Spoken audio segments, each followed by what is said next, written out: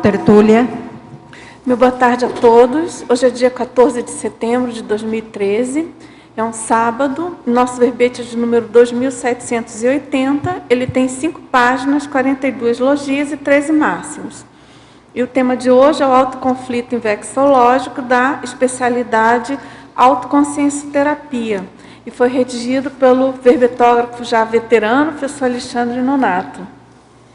O Alexandre Nonato é jornalista, graduado em comunicação social, mestre em jornalismo, brasileiro, natural de Piracicaba, São Paulo, voluntário da Conscienciologia desde 95, docente de Conscienciologia desde 97, autor do livro JK, Os Bastidores da Construção de Brasília, sob a ótica da Conscienciologia, de 2010, e coautor do livro Inversão Existencial, de 2011.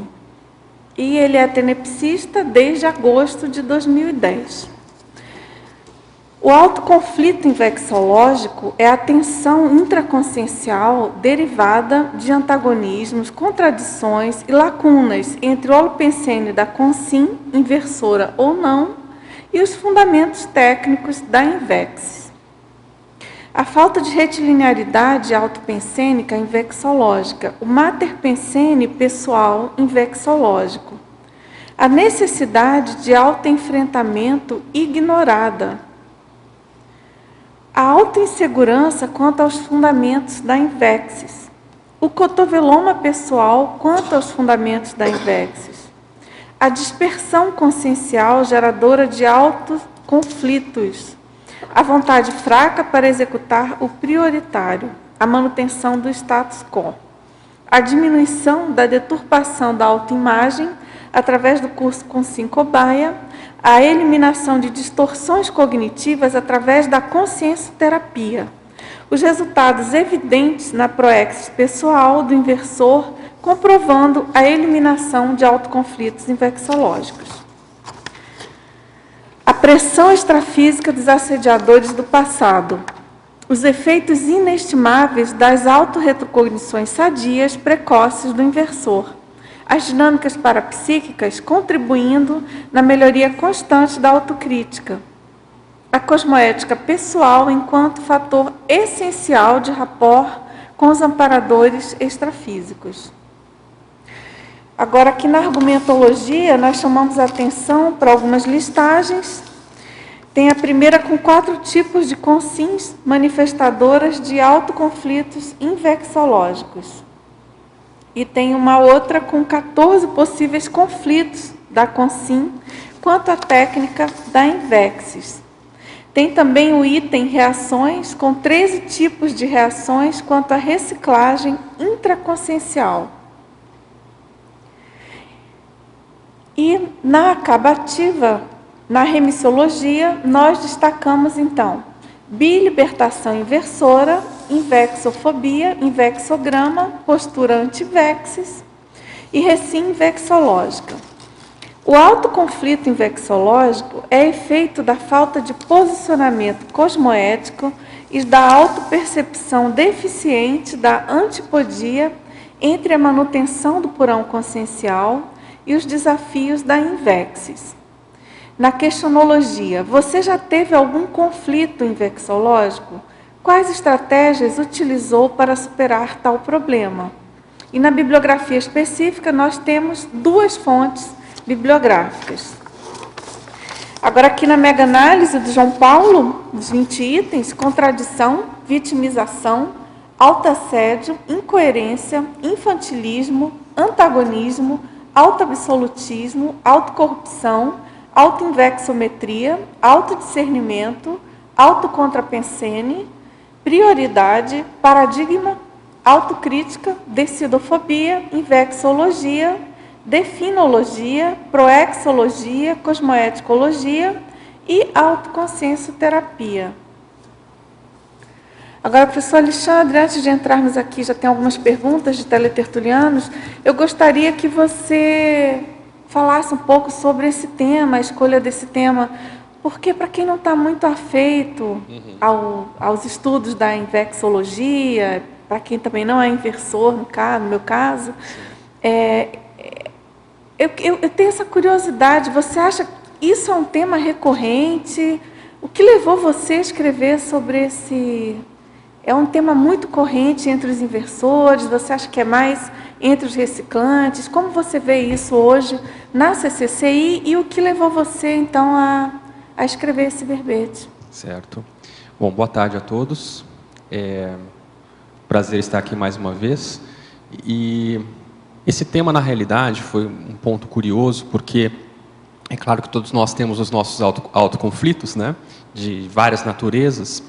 E pensando na minha gênese com relação à inversão existencial, eu basicamente penso que a INVEX foi o fator que me ajudou a ser um dos fixadores dentro da Conscienciologia, um dos pontos que mais me chamou de cara a atenção na Conscienciologia, e uma das minhas especialidades que considero que tem a ver com a minha vertente proexológica, da minha programação existencial.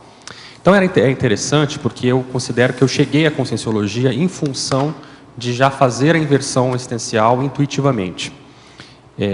Basicamente, os aspectos que me levaram ao IPC na época, em 1994, foram alguns movimentos que eu penso que tem tudo a ver com a inversão existencial. Os princípios têm tudo a ver com os fundamentos da inversão existencial. E quando eu me deparei com a INVEX pela primeira vez, aquilo foi um choque, porque aquilo foi um alívio. Eu tirei um peso das minhas costas, porque realmente eu não tinha encontrado até então nada que fosse compatível com a minha linha de pensamento em relação à vida, os meus questionamentos. Então, além da Conscienciologia, evidentemente, que traz uma série de explicações e uma série de recuperação de consciência no nosso curso intermissivo, mas a inversão foi algo que chamou muita atenção, porque tinha esse aspecto de, desde cedo, já sentir que estava em defasagem e que precisava ser feito algo mais, né? E muitos aspectos com relação a evitações, em relação a prioridades, tinha compatibilidade com isso. Então, quando a inversão chegou e eu me deparei, comecei a estudar com ela, aquilo foi um ponto de reencontro com as ideias, né? Obviamente, eu sei que isso hoje tem a ver com a minha intermissão, com o meu processo de estudo entre uma vida e outra, que deve ter sido um dos pontos mais sérios de fixador.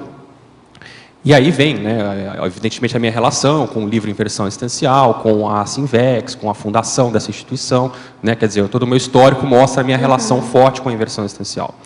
E aí um ponto que me chama a atenção é que é o seguinte: para mim a inversão existencial, e para muitos outros inversores também, eu penso que a INVEX é uma espécie de libertação.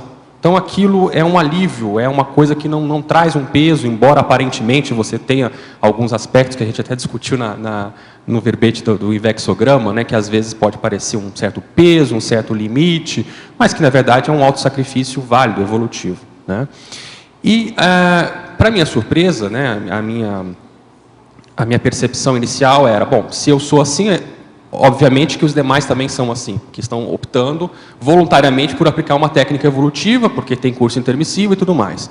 Com o passar do tempo, eu fui vendo que não era assim. Para cada pessoa, a relação com a inversão existencial é diferente.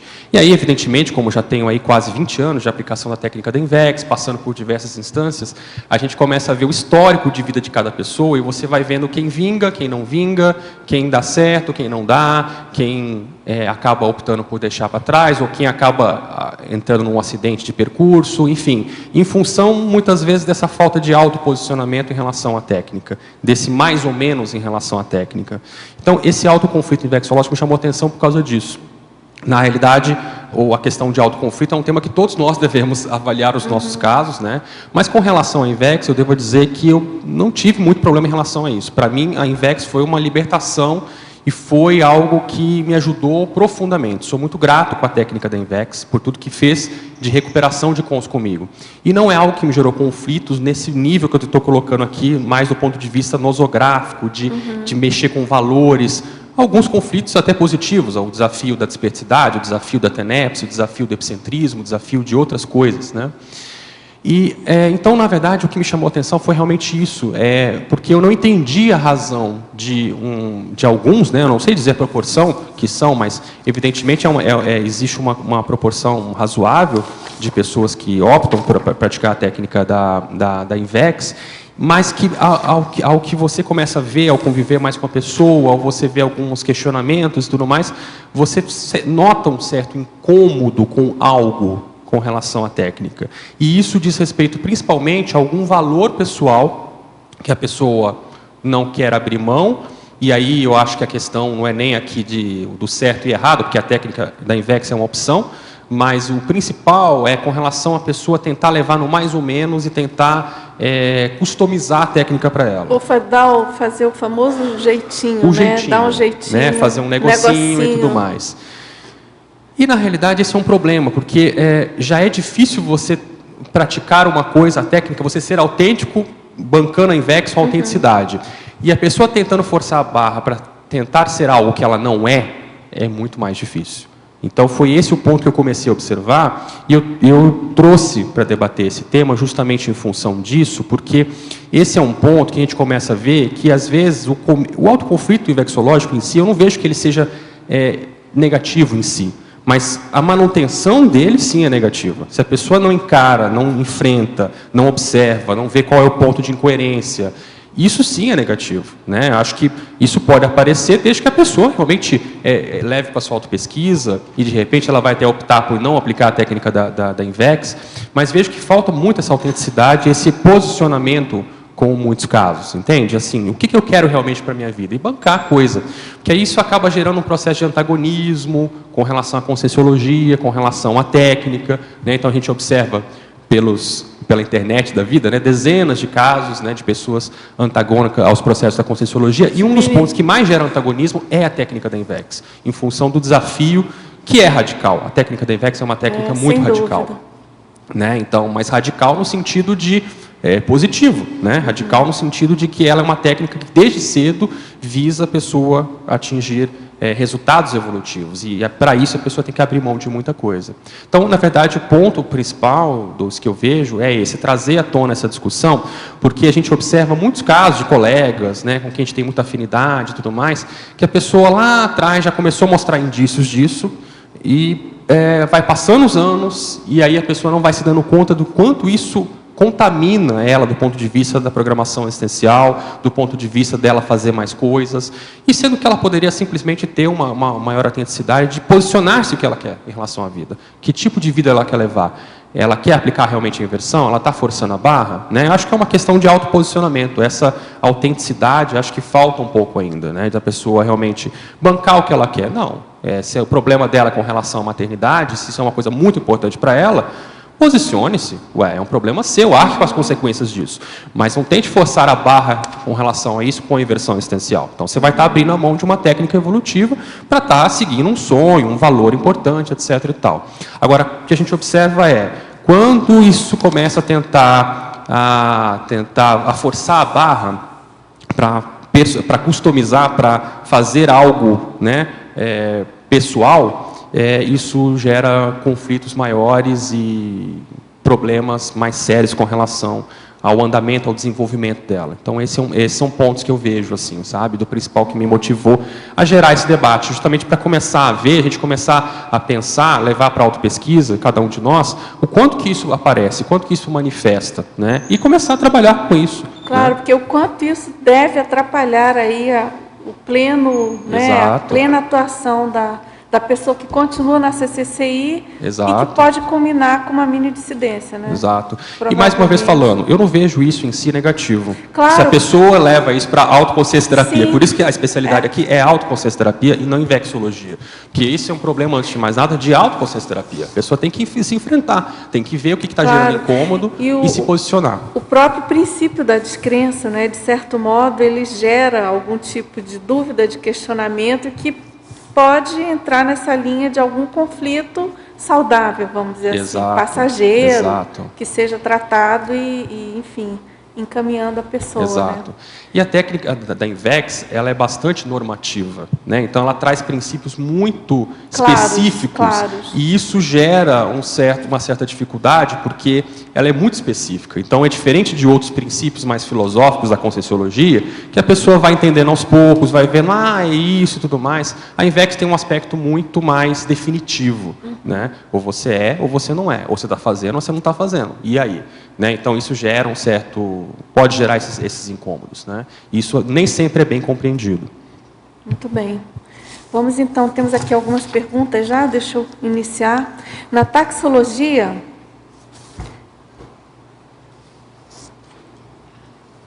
na página 4, item 1, em relação às amizades, ele coloca: tenho conflito com relação às amizades da forma que você colocou no verbete. Tenho poucas e são do meio religioso. Aceito as ideias da conscienciologia, mas sei que essas amizades que possuo são importantes para mim, apesar de às vezes serem ociosas. Qual a melhor postura nesse caso? Radicalismo ou flexibilidade? Veja, aí nós temos que trabalhar bem esse conceito de radicalismo. A técnica da INVEX é uma técnica radical no sentido de que ela vai no osso ali da existência, das prioridades. Mas não quer dizer que a pessoa tem que ser radical com as pessoas. Não é isso. Então, tomar cuidado com essa interpretação. Não é dessa forma que a gente está colocando. É bem diferente você considerar uma técnica radical e a pessoa radical contra os outros, né? Alguma coisa nesse sentido. Então, a primeira coisa que eu pensaria, nesse caso das amizades ociosas, é o seguinte: eu acho que o ponto mais sério é avaliar qual o nível de bifrontismo que a pessoa manifesta nessas amizades. Então, antes de classificar como ociosa ou produtiva, procura avaliar se você tem um nível de bifrontismo com esse contexto, seja na sua família, seja nessas amizades. O que seria esse bifrontismo? É você ser uma coisa num contexto, então você, não sei se você é voluntário da Conscienciologia, professor, alguma coisa assim, e você ser outra pessoa em outro contexto, né? Então você ser uma pessoa manifestando mais o seu porão, as suas imaturidades, naquele contexto, né? Esse é um ponto principal que eu vejo. Você tem que avaliar se há uma disparidade entre uma coisa e outra. E aí outra questão eu vejo que a amizade ociosa tem vários contextos aí, dos mais extremos aos mais sutis, né? Então, por exemplo, um exemplo mais extremo de amizade ociosa que eu vejo é quando envolve algum processo de drogadição, por exemplo, né? Drogadição, que aí pode envolver até álcool, etc. Aí a pessoa avalia o seu contexto. Outro aspecto que eu vejo de amizade ociosa, que é bem frequente, é um grupo que predominantemente se reúne para falar mal dos outros, fazer fofoca, para ficar só falando mal do trabalho, ficar só falando mal de outras coisas mais. É um grupo de amizades que tende a predominar mais o aspecto egóico, reclamar da vida, reclamar das coisas que não dão certo, etc. e tal. Não que isso até não possa parecer uma amizade intermissiva, mas qual é a predominância disso, né? Outro processo que é bem frequente nessas amizades ociosas: há um padrão, uma conotação de ficação nisso daí, amizade colorida ou um grupo que exacerba esse aspecto. Então são aspectos aí, não precisa ser todos esses, mas um deles, em que se você observa uma predominância nesses aspectos, ou um certo nível também, e aquilo não é compatível com seus princípios, isso se torna uma amizade ociosa, no meu ponto de vista, tá? E aí eu vejo assim, existem várias formas. O descarte, que aí no caso seria uma posição mais radical. No caso de drogadição, por exemplo, uma pessoa que se envolveu com drogas, e até a psicologia fala isso, o ideal é que ela se afaste dessas companhias dela para que ela não tenha recaída. Isso até a psicologia já fala isso. Do ponto de vista da PROEX, a pessoa pode pensar em outros contextos que também às vezes é necessário fazer isso. Ela tem que avaliar isso. Agora, esse descarte, às vezes, ele pode se dar dessa forma, em que a pessoa vai delimitar isso por uma questão pessoal, em que ela vê que é necessário fazer isso. Ela pode se dar de uma forma natural também. Ou seja, então o seu nível de prioridade, as suas realizações, o que você vai fazendo durante a vida, vai te levando para um caminho que vai te distanciando das prioridades dos seus amigos. Isso muitas vezes acontece de forma natural, né? Agora, o que eu vejo também, um ponto para avaliar aí essa pessoa eu vejo que enquanto há espaço para interassistencialidade, é algo para a pessoa pensar. Então, esse é um ponto sério para avaliar. Se há um espaço para interassistencialidade, eu vejo que ainda, não necessariamente a gente pode, não precisa descartar isso, né? Ainda há uma abertura para isso, né? Então, eu não consideraria, nesse caso, uma condição ociosa. Claro, tirando esses casos que nós estamos falando aqui mais extremos, né? Mas isso é um ponto que tem que ser avaliado. Principalmente, se não há espaço para interassistencialidade, aí realmente ela pode estar se denotando mais como uma amizade ociosa. E um outro ponto aí, relembrando, é a questão de avaliar um nível de bifrontismo pessoal. Você é a mesma pessoa em qualquer contexto? Essas amizades te ressaltam o que dos seus traços? Acho que é por aí que a pessoa tem que fazer essa avaliação. E aí, lembrando aquilo que você colocou mais no início, né, da importância do autoposicionamento, né, da pessoa, para ela saber tentar dosar o nível de envolvimento ali com aquele grupo, com aquela pessoa, e tirar partido cosmoético, interassistencial, né? Como você colocou. Que eu acho que essa questão do bifrontismo também é muito séria, porque a Invexis, com certeza, a Conscienciologia em geral, mas eu penso que a Invexis, fundamentalmente, exige muita coragem, vamos dizer assim, muita audácia evolutiva perante a SOCIM em geral, né? As contingências, os grupos. Você tem que bancar muito as ideias para você se sustentar. Né? E se ela tem esse bifrontismo, a pessoa tem que avaliar muito seriamente, dentro dela, o que ela está ganhando com isso. Né? Porque, evidentemente, que ela pode cair pelo loco externo. Né? Não, os meus amigos exacerbam isso, aí eu acabo caindo. Não, o problema é dela, ela tem afinidade com isso. Então, se ela tem afinidade com esse grupo, qual é o ganho secundário que ela está tendo de se manter ali? Ela, às vezes, está tirando o corpo fora para outras coisas mais sérias. Né? Então, são reflexões aí que acho que a pessoa pode fazer, né, mais nesse sentido. Eu acho, contribuindo nessa linha de raciocínio, Alexandre, sei que você pensa, acho que falta às vezes para o jovem nessa condição, ou a pessoa que está nesse conflito, ela refletir mais sobre os efeitos disso ao longo do tempo. Né? Porque as companhias, elas acabam determinando muito do que a gente vai fazer habitualmente no nosso dia a dia. Né? Eu lembro que na minha juventude, meus amigos começaram a ir todo para o bar, e toda noite eles iam para o bar tomar cerveja, ficar jogando conversa fora, e eu comecei a fazer assistência. Então, isso determinou o lado que eles seguiram e o lado que eu segui, né?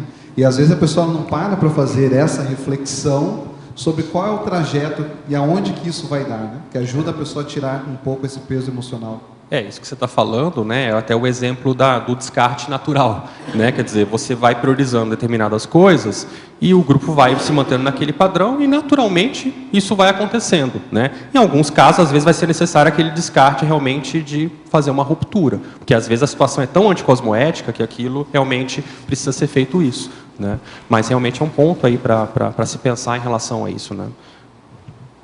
Agora, na pensionologia, na página 1, segunda linha, quais as causas da falta de retilinearidade autopensênica e invexológica? A falta de maturidade dos candidatos a inversores seria uma delas? Quer que eu repita? Não precisa não. Eu vejo que, assim, o principal é que a pessoa que se predispõe a aplicar a técnica da Invex, ela tem que estar estudando constantemente essa técnica, procurando aprofundar os seus conhecimentos em relação a isso. Então, essa falta de retilinearidade, ela pode se dar muitas vezes pela falta dessa compreensão do que vem a ser a técnica. A gente observa bastante em atividades, em cursos com essa temática, que é bem frequente, às vezes a pessoa o aluno traz o feedback de que ela já conhecia a técnica, mas um ponto foi acrescentado, um ponto ela compreendeu melhor, porque realmente ela é uma técnica complexa, ela não é simples. Então, vale a pena essa questão de constantemente estar se atualizando em relação ao estudo da técnica, em função disso, para a pessoa estar se mantendo firme ali nos seus propósitos. Né? Agora, com relação a isso, eu vejo que também um ponto aí é a questão do autoposicionamento, que é o principal item, talvez, aqui, desse verbete. Né? Esse autoconflito invexológico é, antes de mais nada, uma falta de posicionamento pessoal. Né? E principalmente quando a pessoa já identifica isso, porque tem uma fase que ele pode ser até inconsciente, a pessoa não percebe esse autoconflito. Isso também existe. Mas com o passar do tempo, aquilo vai se tornando mais evidente, aquilo fica mais claro. Não tem como a pessoa tirar o corpo fora disso. E aí, de fato, entra a questão do autoposicionamento. O que ela quer para a vida dela. Né? Você quer perguntar? Patologia, na terceira linha, tem sobre a dissidência branca do curso intermissivo pré-ressomático. Você pode comentar sobre o que é essa dissidência branca? Olha, a dissidência branca, no meu entendimento, ela é aquela dissidência sem necessariamente um antagonismo explícito. Ou, às vezes, nem tem antagonismo, de fato. É uma dissidência com relação aos valores dela, algumas questões mais sérias, né? Eu estava até pensando aqui nesse ponto hoje e me veio uma seguinte condição. Então, vamos pensar numa situação. Existem vários tipos de praticantes da Invex e tudo mais. A minha relação com a técnica da Invex ela é bem forte, em função de eu ter participado da fundação da Sinvex, em função de eu ter escrito um livro sobre isso, em função de eu ter escrito uns 15 artigos sobre o tema. Então, a minha vinculação com esse holopensene é muito grande. Vamos supor, quer dizer, isso é um valor que eu trago forte do meu curso intermissivo. Então, vamos supor que daqui a alguns anos eu resolva ter um filho. Tudo bem, é um problema meu. Mas até que ponto isso é uma dissidência branca do meu curso intermissivo? Quer dizer, é um problema meu antes de mais nada, mas a minha relação com o tema é forte. Qual o efeito desse meu posicionamento perante ao meu grupo evolutivo? Qual o efeito desse meu posicionamento diante das novas gerações que vão estar lendo nos meus trabalhos, sabendo que o meu posicionamento mudou? Não estou dizendo que isso é certo ou errado, mas estou dizendo assim, que é uma condição para se avaliar, para se pensar. Então, qual é a relação disso com a dissidência branca? Né? Isso poderia ser avaliado até certo ponto como uma dissidência branca. Não tem antagonismo necessariamente, mas a pessoa, às vezes, deixa de lado um valor sério do curso intermissivo dela, que às vezes é um aspecto que deveria ser trabalhado, que é ela ser um exemplo naquela área, naquela linha de conhecimento. Por exemplo, uma situação como essa. Tá? Essa tua fala me fez lembrar do verbete cláusula pétrea, Isso. onde o professor Valdo coloca que a INVEX seria um meio, né, e não uma cláusula pétrea, mas um meio, assim como acho que ele coloca TENEPS.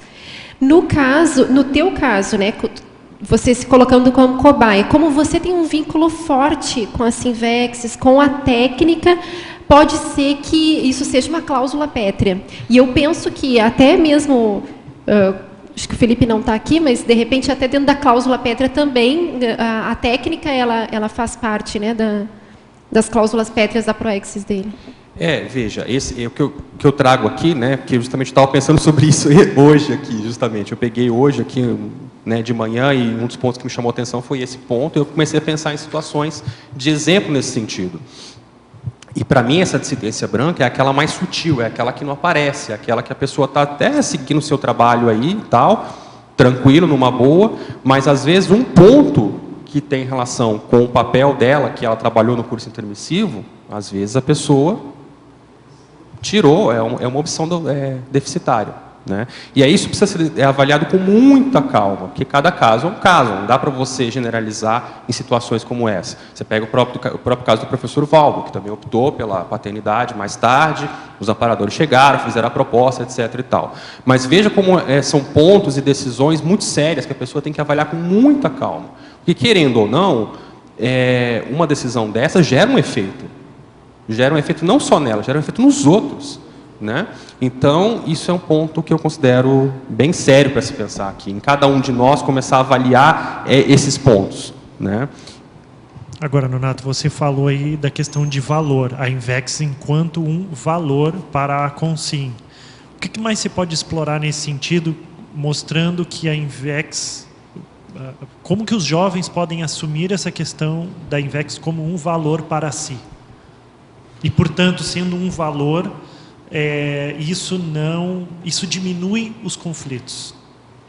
Eu acho que a pessoa tem que pensar o que ela quer para a vida dela, é o ponto principal. Ela tem que fazer autorreflexões, e aí a Conscienciologia traz inúmeras técnicas, possibilidades, cursos, atividades, né? Muitas aulas na internet, ela não precisa nem gastar dinheiro com isso, em que ela pode aprofundar o conhecimento, a autopesquisa, e começar a definir o que ela quer para a vida dela. Acho que o ponto principal é esse. Né? Todo mundo no seu íntimo sabe o que deve fazer.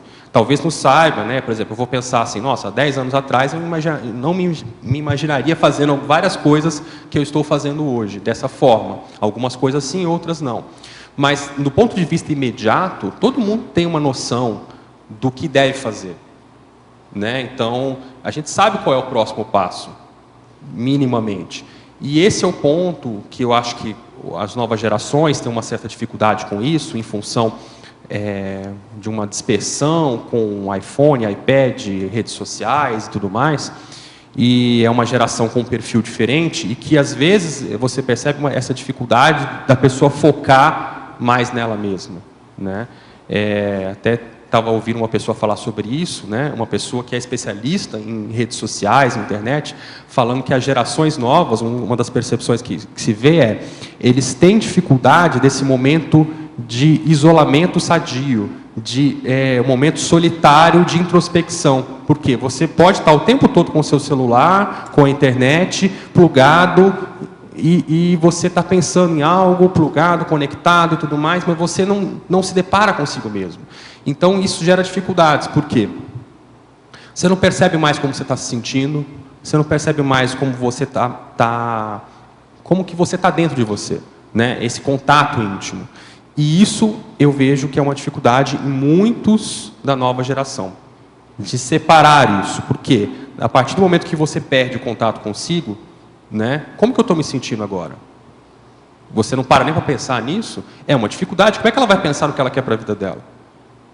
Eu acho que é mais difícil ainda, né? Então, esse é um problema para as novas gerações, que eu vejo. Que não dá para generalizar, existem muitos casos, e outros casos, né, diferentes, mas que eu acho que pega muito hoje com relação a essa definição de valores, né? Então, é uma geração boa, que assimila rápido o conhecimento, que consegue adquirir mais rapidamente, mais facilmente, pela fartura de coisas que nós não tivemos na nossa geração, porém, muitas vezes tem essa defasagem, esse problema com relação a isso. É interessante essa sua colocação, que tem um contraponto sério com aquele outro lado das redes sociais, da autoexposição excessiva, né? Por um lado, a pessoa se autoexpõe ali naqueles diários sem fins de Facebooks da vida, colocam coisas íntimas que normalmente não se colocaria. Há um tempo atrás não se faria isso. Você parava para pensar. Não, e é muito ilusório, né? Se você for parar para pensar. E aí tem esse outro lado que você colocou. Ao mesmo tempo, ao mesmo tempo que a pessoa se expõe, tem uma falta de autorreflexão e de realmente de interioridade, né? Uma falta de autorreflexão e de, enfim, da pessoa parar e pensar nela mesma apenas, né? Sem estar compartilhando com os outros. Eu não quero ficar aqui só metendo pau em redes sociais, porque ela também tem os seus pontos positivos. Claro, claro. Mas você pegando algumas pesquisas que estão saindo sobre isso daí, né? Falando que tem muitas pessoas que, quanto mais usam, né, as redes sociais, o Facebook, por exemplo, mais elas tendem à depressão. Porque elas começam a se comparar com outras pessoas. E o que as pessoas postam nas suas páginas? Só coisas boas, né? Então, o relacionamento está sempre maravilhoso. A profissão é sempre ótima. As viagens são sempre fantásticas. E a gente sabe que a vida humana real não é assim. Então, ela vai comparar com a realidade dela e a realidade do outro que ele posta nas redes sociais, ela vai começar a entrar em depressão, né? E isso já são pesquisas que estão começando a ser feitas. E nem sempre a pessoa tem esse discernimento, né? E para quem tem um pouquinho mais de senso crítico, ela vai olhar e vai ver, obviamente, que aquilo é fake, aquilo não é real, aquilo é ilusório. A pessoa está querendo mostrar uma realidade melhor e tudo mais, e aquilo até faz bem para ela. Mas muitas pessoas não têm esse senso crítico. Então, aí é um problema sério. Agora, professor Alexandre, na fatologia, na página 1, primeira linha, muitas pessoas gostam de se enganar passando a rasteira em si mesmas. O que leva ao autoengano? Pode alguém se autoenganar, de fato? Sim, é o que mais acontece, né? E aí o problema é, mais uma vez, essa questão de reflexão que falta para nós.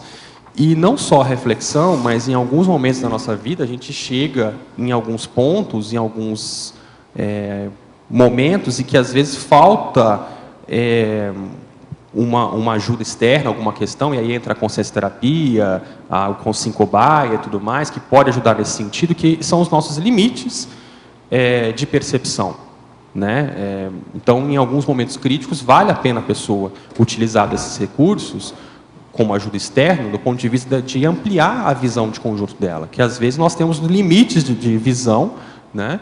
A gente não sai daquilo, a gente não consegue enxergar sobre outros prismas, e aí fica como um cachorro correndo atrás do próprio rabo, não sai do lugar. Aquilo fica, né?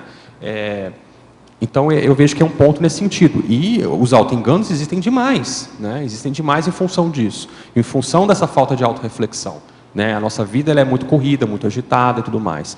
E nesses momentos críticos de deficiência da nossa visão, em que a gente não utiliza os recursos que estão aí disponíveis para ajudar a gente a sair dessa condição e enxergar os problemas ou os conflitos sobre um outro prisma. Muito bem. Você quer perguntar? Quero. Alexandre, seguindo a linha dessa pergunta, você podia falar um pouquinho da pusilanimidade? dentro do contexto, né, do autoconflito indexológico? Aí depois tem mais 2 perguntas.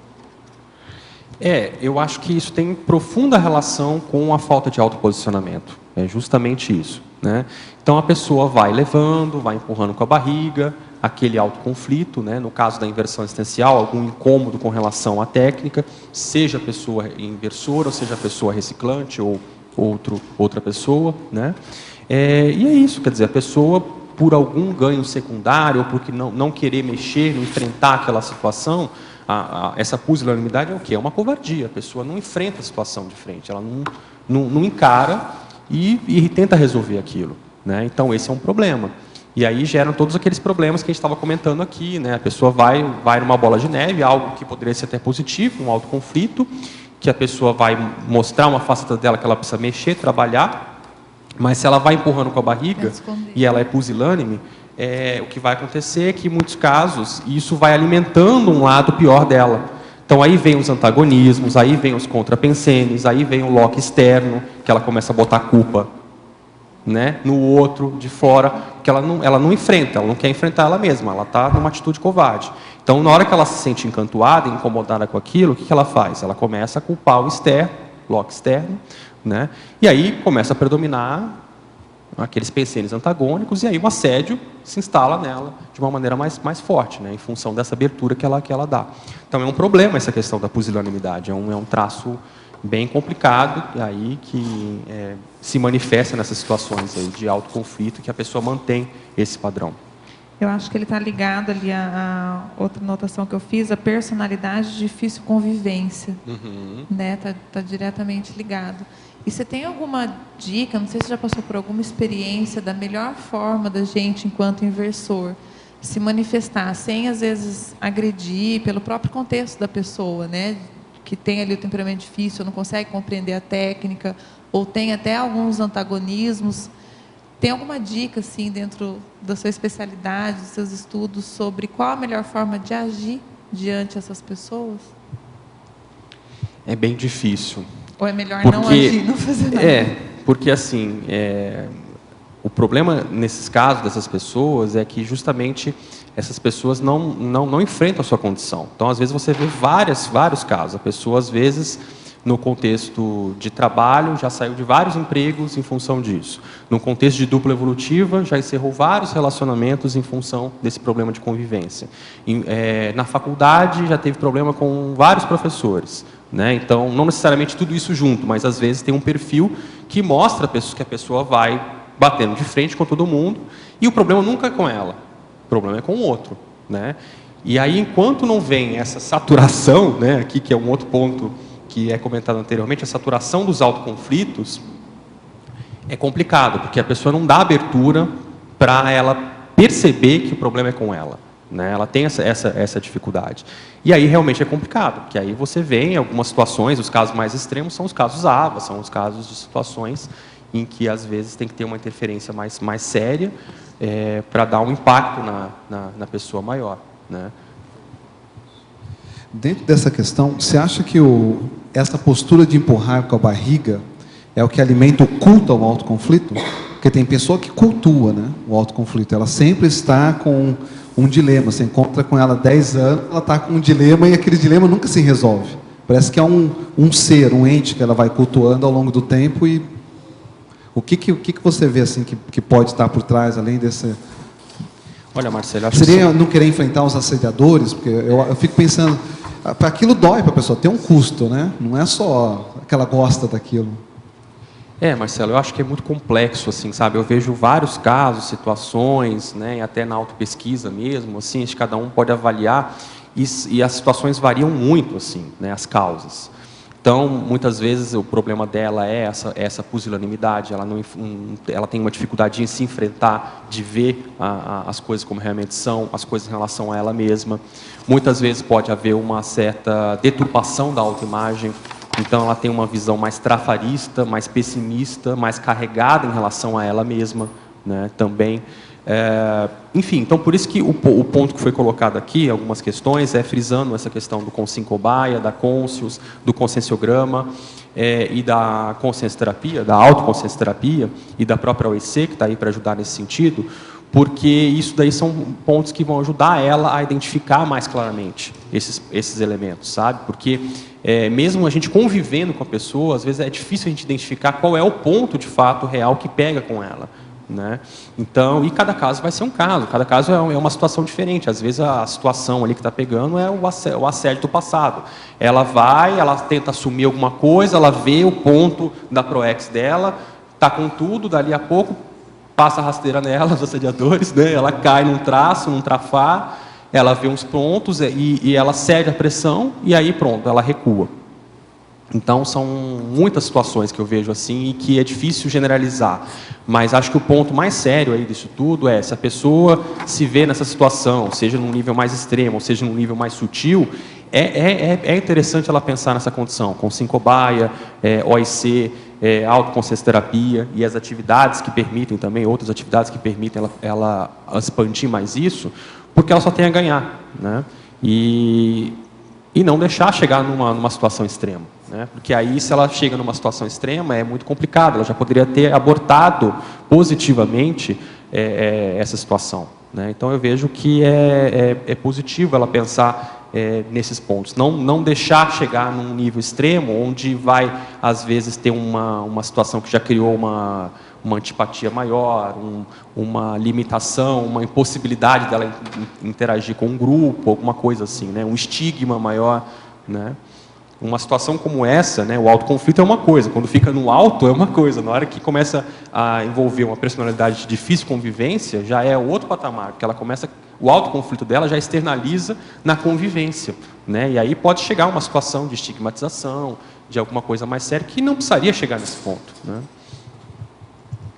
Alexandre, na taxologia, você poderia aprofundar o 11, paradigma? Página 4. Tá. Paradigma. A mudança do paradigma científico, eletronótico, religioso ou artístico para a vivência do paradigma consciencial, em especial o invexológico e o ressexológico. Esse às vezes é um conflito mais sério que pode aparecer com a pessoa, especialmente se ela dá muito valor a algum traço, alguma ideologia específica, né? Eu vejo que todos esses aspectos aqui podem ter pontos positivos se ela souber extrair alguma coisa disso. Por exemplo, do ponto de vista da religião, se ela tem um passado muito forte com a religião, ela às vezes também aprendeu nesse passado dela a ser mais assistencial. Então, se ela não carrega com essa questão desse ranço religioso muito forte, ela aprendeu algo muito importante nessa linha que hoje ela não precisa mais ser dessa ideologia e desse grupo. Então, ela segue com esse traço positivo, já num outro patamar, ampliando, dando um upgrade com o paradigma consciencial.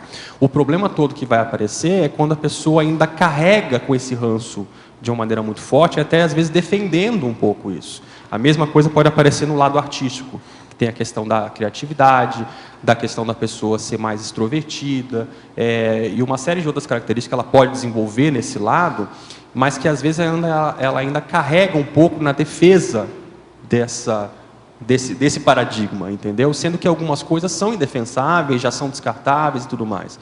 Ok, então se ela aprendeu e se ela tirou proveito com esses traços, desenvolveu isso, muito bom, mas daqui para frente, o que nós vamos ser? O que a gente pode conquistar a partir de agora? Que às vezes esse autoconflito, ele vem que a gente tenta encaixar esse passado dentro do paradigma, assim, que é meio que fazer um negocinho, meio que barganhar, né? Fica defendendo coisas que são injustificáveis ainda, né? Precisa mais. Então, certas coisas já são ultrapassadas, né? E assim são, os paradigmas vão avançando, vão evoluindo, e é mais ou menos por aí, né?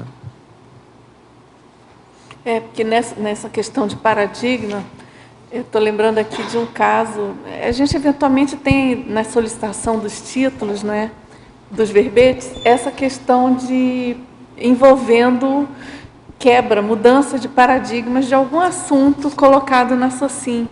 E é comum isso, eu acho que uma das coisas mais difíceis, a gente vê muito entre os jovens.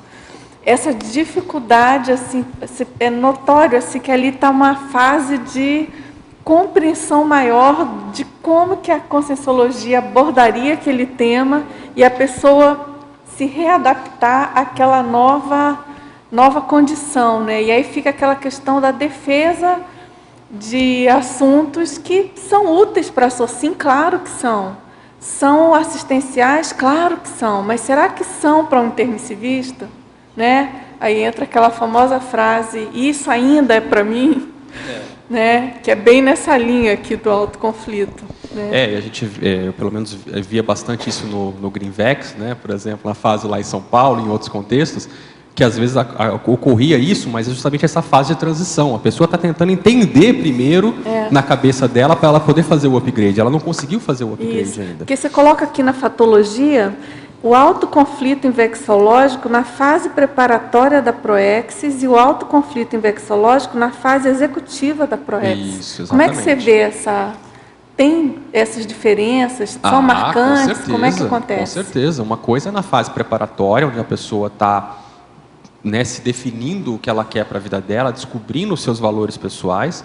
A outra coisa é na fase executiva da ProEx, onde ela já está numa condição mais madura, deveria estar numa condição de maior maturidade, de posicionamento, né? E sem tanto esses conflitos, esses incômodos, né? Podem acontecer, mas num nível diferente, né? Então, assim, uma situação que já gera maior antagonismo, maior incômodo na fase executiva, mostra que tem uma lacuna muito séria ali de algum aspecto da personalidade dela. O que está acontecendo? O que houve? Né? E aí, mais uma vez frisando, esse autoconflito invexológico não é em relação ao inversor, é em relação à INVEX, a técnica da INVEX. Então, ele pode ser do inversor em relação à técnica da INVEX, do reciclante em relação à técnica da INVEX, do simpatizante da Conscienciologia em relação à técnica da INVEX e do dissidente ou do antagônico em relação à técnica da INVEX. Né? Então, são várias situações, que são os 4 itens que a gente colocou aqui. A taxologia, né? Aqui na página 3, né? Exatamente. Você quer falar mais deles? Eu vejo que os pontos aí, né, são situações diferentes, né? Do reciclante em relação à técnica da INVEX, eu acho que é uma condição que já diminuiu bastante, né? Acho que no começo era bem mais difícil, tudo mais, ainda existe hoje, mas principalmente naquela condição de não entender, não compreender a técnica, às vezes vai ter um certo cotoveloma com relação a algum traço que poderia ter sido feito, ela mesma e não fez, né, e tudo mais.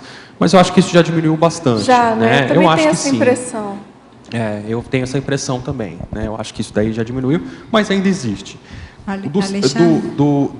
Do simpatizante em relação à técnica da INVEX, seria aquela pessoa que não assumiu nenhuma técnica nem outra, e às vezes ali vai gerar um incômodo também.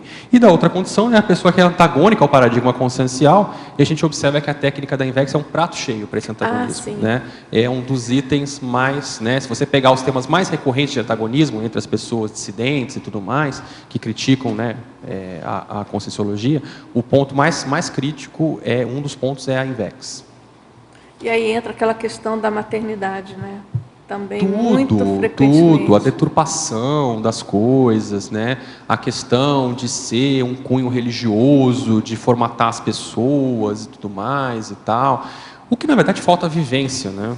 Mesmo, né, no verbete INVEX, o Graham te deu alguns exemplos, assim, né, da questão do autossacrifício, do vestibulando em relação ao curso de medicina, por exemplo. Né? Ele vai ter que abrir mão de uma série de coisas, ele não vai poder ter uma vida normal. Ele vai ter que abrir mão de noitadas, ele vai ter que abrir mão de certas amizades, ele vai ter que ter foco momentâneo para poder passar aquele vestibular de medicina. E isso não é um autossacrifício religioso, isso é um autossacrifício evolutivo, profissional, né? A pessoa está almejando um resultado específico. A mesma coisa com relação à técnica da INVEX. É um autossacrifício, mas não é um autossacrifício religioso. É um autossacrifício com base na evolução, com base na assistência, onde a pessoa vai abrir mão de algumas coisas para ter outras, para focar em outras questões. Né? Então, a questão do foco, da intencionalidade, é um ponto que é mal compreendido. E aí é lógico, você pode interpretar tudo como você quiser. Né? E aí as pessoas começam a deturpar nesse sentido, pela dificuldade de ver essa vivência. Né?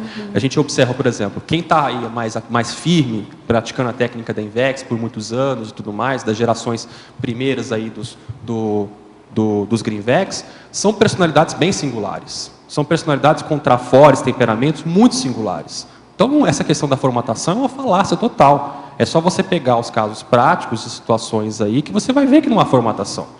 Né? Pelo contrário, a técnica da INVEX possibilita a pessoa aflorar os seus trafores, mostrar quem ela é. Né? Às vezes, num nível que ela, numa vida passada, não conseguiu fazer isso nesse patamar. né? Certo. Você ia perguntar? INVEX, quando eu conheci lá atrás, é que eu olhava às vezes minha família e falava assim, puxa, como que esse pessoal conseguiu chegar onde chegou? Porque às vezes não tinha nenhum planejamento, não tinha nenhum objetivo de vida, todo mundo já cinquentão, batendo cabeça para tudo que é lado. E eu falava, como que eles conseguiram chegar onde chegaram? Vivo, pelo menos. Eu pensava, se essa técnica for séria, esse negócio aqui dá um resultado muito interessante para a vida. Por quê? Você começar a planejar desde o início, onde você quer chegar e levar isso a sério, colocar suas metas, e você, ao longo do trajeto, e vendo as conquistas se materializando, né? Você fala, não, quando tiver em tal idade... Lembra quando a gente viu 700 experimento? Fala assim, sim, a técnica do inversor, meta, aos 40 anos consegui escrever uma página de Nelverpont por dia. A gente olhava aqui e falava assim, nossa, o Valdo é louco, uma página por dia, ele deve ser totalmente tantã, nunca a gente vai chegar lá. Hoje já não é, né? Hoje a gente senta, a gente escreve, a gente gera ideias. Então, se a pessoa ela vê essa possibilidade com tanta clareza, isso dá uma força na aplicação da técnica que é assim, acho que imensurável, né? E hoje eu acho que tem uma diferença que acho que as novas gerações têm contato com as gerações mais antigas, que a gente não teve, né?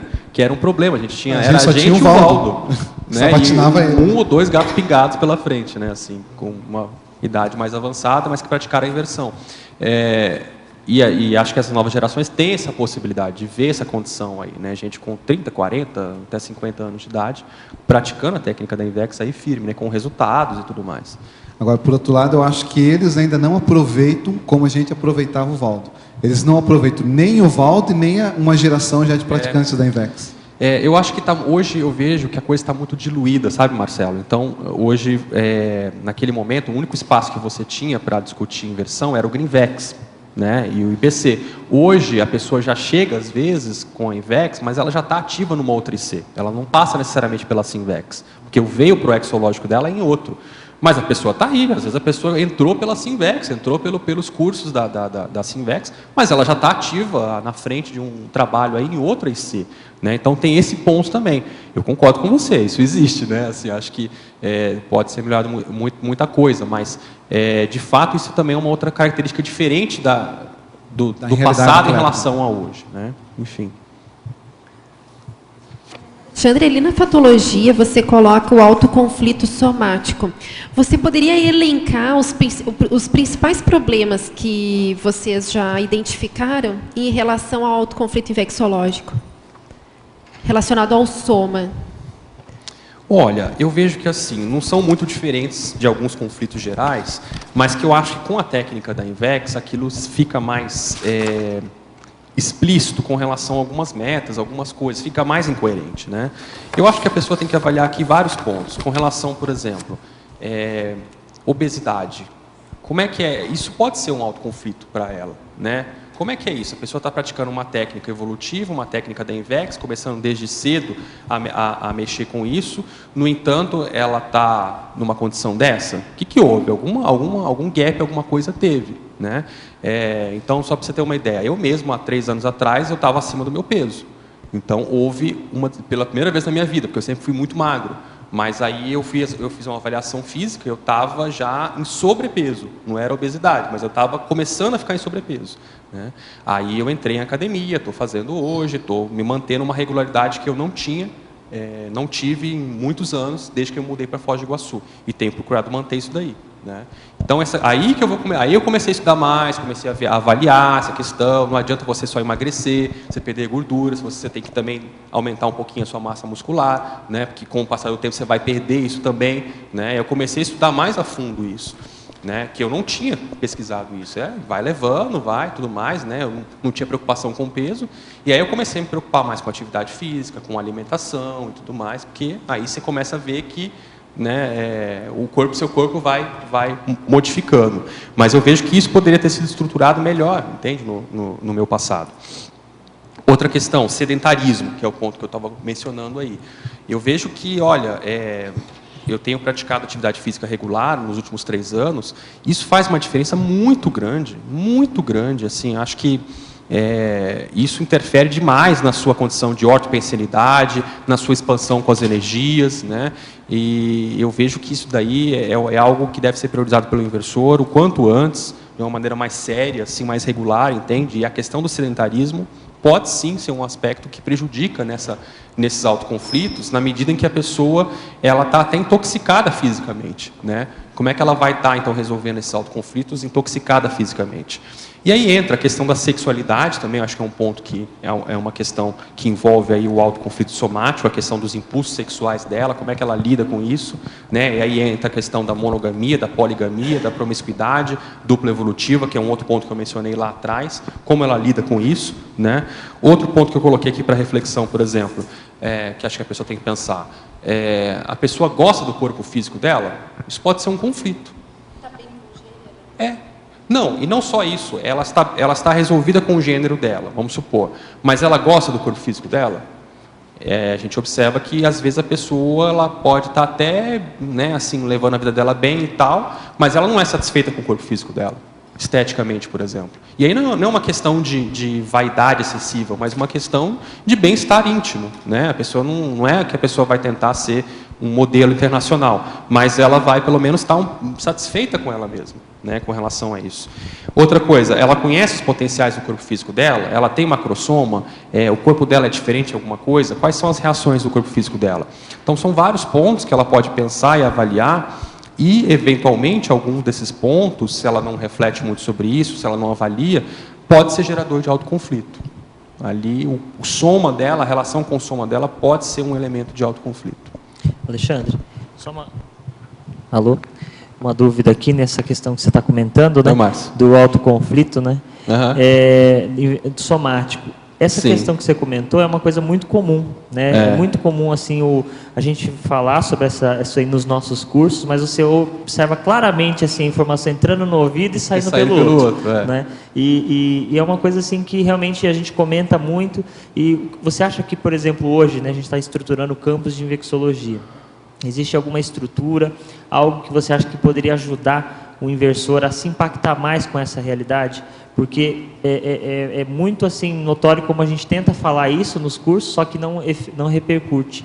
E às vezes até pessoas mais antigas, né, veteranas, têm dificuldade de entender essa situação, de às vezes o soma dela não está sendo bem atendido, prejudicando naturalmente outros fatores da vida dela, né, porque na verdade esse autoconflito somático até certo ponto é um mata-burro para a pessoa, né, em termos de produtividade, em termos de foco na ProEx. Então, você acha que existiria alguma coisa que a gente poderia fazer em termos estruturais ou em termos de até atividades que poderiam ajudar isso aí a acelerar? A Sinvex tem até aquela questão do curso Biocan, né? Que é uma atividade, eu não sei como é que está atualmente, mas é uma atividade que a gente teve dificuldade aqui por um período de desenvolver isso, até pela questão do sol, do calor, que é muito intenso, mas que de repente pode ser pensado como uma opção nesse sentido, de uma atividade de lazer, também um curso, que mexe com o soma, né? Então, talvez o campus aí possa pensar, não sei o que vocês pensaram aí na questão da Alameda, se pode envolver alguma coisa nesse sentido, que possa integrar essas condições, né, de trabalhar com o corpo físico e tudo mais, para integrar isso tudo. Eu acho que é uma boa pensar nisso sim. A gente pensou em fazer realmente uma trilha, né, que pudesse ser estabelecida ali a Biocan, mas também outras atividades assim mais regulares que pudessem estar mexendo com o som. A Biocan realmente ajuda, porque às vezes acontece a gente dar a Biocan, aí outro dia teve uma pessoa que foi lá para dar suporte, né, na parte de saúde, ela falou, nossa, eu tô precisando fazer ginástica, né? Exato, então até a equipe ajuda. Então, é o esportista de fim de semana, né? Acaba tendo esse problema. Exatamente. Porque a parte intelectual é fácil, né? Você fala, o pessoal tem que estudar, é rapidinho, o pessoal pega. Mas essa parte somática é uma coisa que realmente, historicamente, a gente vê que o pessoal tem mais dificuldade. A gente não queria no campus, por exemplo, fazer uma academia, né? Talvez seja convencional demais, mas se não tiver outro jeito, né? Às vezes é o que vai ajudar a pessoa a estabelecer um link, né? Talvez possa ser explorado mais a questão da natureza lá, né? Porque o diferencial do campus é a natureza. Então, se puder integrar isso de alguma forma, né? Sem, evidentemente, né, ter aquela exposição excessiva ao sol, né? Que é um problema também. Mas se puder integrar isso, é o diferencial. O diferencial de um campus é a natureza. Então, Eu acho que a academia tem por aí, a pessoa pode fazer e tudo mais, né? Não sei se ela se motivaria a estar indo para uma academia dentro de um campus, mas a estar se interagindo com a natureza e com o grupo, com os amigos, eu acho que com certeza sim. Acho que seria um fator motivador grande, assim. Eu teria que pensar nisso daí, né? Tem esses equipamentos mais modernos, né, ao ar livre para a ginástica, que acho que tem um bom efeito, sim, aí. Eu não entendo muito do assunto, mas aqui em Foz até tem nas praças. É interessante que, no caso, é mais para a terceira idade, mas deve ter a linha juventude, aí, teen, que é muito interessante, que é você fazer o exercício ao ar livre, né? Bem curioso, e são sempre equipamentos mecânicos, né? Claro, para ficar ao ar livre. Então, exige um certo tipo de movimento que os da academia provavelmente não. É diferente, né, a estrutura. Agora, ao verbetógrafo. Na fatologia, na página 1, 6ª linha, de que modo surge o cotoveloma pessoal quanto aos fundamentos da INVEX? Você poderia exemplificar? O cotoveloma é aquela situação que gera um incômodo mais intenso na pessoa, né? E um incômodo mais intenso, às vezes, com relação à pessoa perceber, ou não necessariamente correspondente à realidade, mas ela sentir-se incapaz de vivenciar aquele processo. Tem até aquela parábola da raposa e das uvas, né? Que exemplifica muito bem isso, esse nível de distorção cognitiva, que a raposa, ela vê o cacho de uvas maravilhoso, tenta alcançar, vai, aí ela não consegue. Na hora que ela vê que ela não consegue, ela olha e fala, bom, mas essas uvas estão verdes mesmo, né? Então eu não queria mesmo, e vai embora. E isso mostra a base de muitos cotovelomas, que é justamente você ter um incômodo com algo que, na verdade, você gostaria de viver aquilo, de ter aquilo, né, para você. Não quer dizer que todos os cotovelomas sejam 100% assim, mas muitos são assim, né? Então, por incrível que pareça, essa situação desse cotoveloma pode ter, inclusive, entre os próprios inversores, não só do reciclante em relação à INVEX, mas também daquela pessoa que, às vezes, começa a não perceber as suas autocorrupções, as suas anticosmoéticas, alguma coisa desse sentido, e a pessoa vai ficando para trás, dali a pouco ela começa a se sentir incomodada com algumas pessoas, com alguns contextos, porque às vezes ela ficou para trás, ou ela percebe isso. Às vezes a questão não é nem assim real, assim, do ponto de vista de você falar, nossa, que perda, que coisa horrível. Não, às vezes é uma situação que realmente ela é efetiva, ela existe, porém ela não é tudo isso que a pessoa está pensando. E aí a pessoa cria um drama tão grande na cabeça dela que isso gera esse cotoveloma mais sério, né? Então é o modo como ela encara as coisas muitas vezes, cria aquele drama grande que gera esses antagonismos, esses cotovelomas, né? Você sabe que outro dia, não sei se você estava presente numa mini tertúlia, o professor Valdo fez um comentário que, nossa, foi ruborizante, acho, para quem estava próximo, que ele fez esse comentário de que, do problema, ele disse, tem o nosso problema aqui ainda tem muito cotoveloma e cotovelada. Puxa, aquilo me deu impacto, assim, falei, nossa. E é bem nessa linha aí, nossa, né? A pessoa aumenta tanto. Um nível acima da cotoveloma. Então, mas aí, a partir dessa sua colocação, a pessoa inflama tanto o negócio, faz imagina tanta coisa além do que seria a realidade, desanda da cotovelada para tentar resolver e, claro, que só piora tudo, né? Então, é uma coisa para a gente pensar bem sério esse problema de cotoveloma. Sim. Puxa. São reações humanas, né, que a gente vai fazer. Então, aqui são aspectos que a gente tem que evidenciar, enfrentar, existem, mas, enfim. Então, o mais sério é a gente pensar nas nossas reações e não cair nessa condição, né? A gente está evidenciando alguns aspectos aí, mas é importante a gente sempre voltar para a gente e pensar na nossa realidade. Leonato, sei que você já falou um pouco disso, mas poderia fazer uma comparação entre os principais autoconflitos da primeira geração, aí, década de 90, início da década de 90, e 20 anos depois, os principais conflitos dessa geração agora, uma comparação, qual é os mataburros maiores que geram esses autoconflitos? Bom, eu vou tentar, né? Assim, não sei se eu vou conseguir, mas o Márcio pode me ajudar aí, o Márcio, Cristiano, quem mais tiver aí da A Sinvex. Virgínia que escreveu sobre isso. Isso, né? Quem tiver aí, né, assim, da Sinvex atualmente, eu estou há 3 anos aí fora, então eu já estou perdendo um pouco de contato, né, com essa nova geração. Inclusive tem até, né, é interessante lá o SIG, né, que teve lá. A maioria do povo lá que abriu o trabalho eu nem conheço, assim, é bem interessante você ver a renovação do trabalho ali da Sinvex, né, assim, então é interessante. Vai chegando novas gerações que a gente nem vai tendo tanto contato. Mas eu vejo que eu acho que assim, eu não vejo com tanta diferença assim, não, sabe? Os problemas humanos são sempre os mesmos, assim, basicamente. Existem algumas diferenças com relação ao contexto, né, assim, de época, que talvez interfira alguma coisa. Eu acho que basicamente assim, no passado, como não existia muita estrutura, não tinha CAEC, havia basicamente IPC, as pessoas não tinham tanta fartura de cursos, de Valdo, né? Em São Paulo era o quê? Uma vez por mês, uma vez a cada 3 meses e tudo mais, né? E foi diminuindo com o passar do tempo. Então a gente observa assim, a tendência quando é assim, você dá mais valor, né? Porque como você tem pouco, você dá mais valor. E quando você tem uma fartura, nem sempre isso é verificado, né? Mas cada caso é um caso. Eu vejo muita gente séria aí pegando firme as coisas e levando seriamente ao trabalho, aproveitando as oportunidades, né? Muita gente passou aí por essa nova geração e está firme aí nas coisas. Mas existe, de uma maneira geral, se a gente for generalizar assim, essa diferença, né? A gente observa que havia essa condição de dar mais valor às coisas por não ter, pela escassez, e hoje a fartura é grande, então existe essa dificuldade, né? Então, acho que basicamente, se a gente for...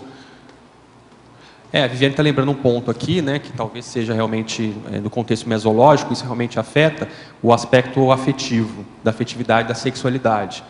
Eu acho que as novas gerações aí tá bem diferente, assim, algumas coisas, né? Então, assim, do ponto de vista de desvio com algumas coisas de promiscuidade, tá bem mais complicado do que a nossa geração, né? Quem está aí com 30 anos, se for comparar com o pessoal que está com 15 anos hoje, 20 anos, a situação é bem mais precária. Precária no sentido de desvio, de assédio, de outras coisas mais, de excessos demais em relação a isso. Drogas, né? Muito mais, tatuagem muito mais banalizada do que era na nossa época, uma série de coisas de porão consciencial, esportes radicais e tudo mais. E afetividade e sexualidade, né? Bastante isso daí, assim. Então, excesso, né? Quantidade, mas qualidade baixíssima. Incapacidade de interação e de manutenção de relacionamentos muito menor, assim, né? Então, isso de maneira geral, eu acho que é o diferencial que eu vejo, assim, de uma geração para outra, mas cada caso é um caso, né? Alexandre, aqui na parafatologia, a sua primeira expressão ali me chamou bastante atenção. Gostaria que você aprofundasse um pouquinho mais o que você quis dizer com isso. Para-autoconflito invexológico. Porque se a gente for pensar, se existe o conflito invexológico, também existe o para-conflito invexológico. Ou seja, como foi a nossa reação quando a gente se deparou com a técnica da Invex no curso intermissivo? E até que ponto esses conflitos do intermissivista que aparece aqui hoje não tem relação com esses para-autoconflitos invexológicos, né? Por que algumas pessoas têm uma identificação maior, aquilo flui mais, e outros não? Então, isso pode ter relação com os para-autoconflitos dela, inclusive invexológicos, né? Como que ela recebeu a técnica da Invex durante o curso intermissivo. Eu penso que é bem possível que existiam grupos, pessoas, essas pessoas que têm mais envolvimento com a Invex hoje, com a Sinvex, são pessoas que possivelmente têm um nível menor desses para-autoconflitos, em tese, vamos dizer assim, porque justamente estão envolvidos com esse trabalho hoje, com esse holopensene, né? Então, são hipóteses aí para se pensar. com relação a isso. Ou seja, você pensa extrapolar isso não só no contexto intrafísico, mas no extrafísico também. Como é que isso foi encarado durante o curso intermissivo, como é que isso foi visto? Porque, certamente, evidentemente, que como nem tudo desce redondo em relação ao paradigma consciencial para muitas pessoas, aqui no intrafísico, no extrafísico também não deve ter sido diferente. Interessante. Essa abordagem é bem interessante. Alexandre, você já falou aqui das reações, em relação aos tipos de reações em relação à reciclagem? Os tipos de reações. Comenta para a gente sobre isso. Sim, né? Aqui é interessante, né, do ponto de vista da gente avaliar aqui quais são os patamares assim, né, que isso acontece.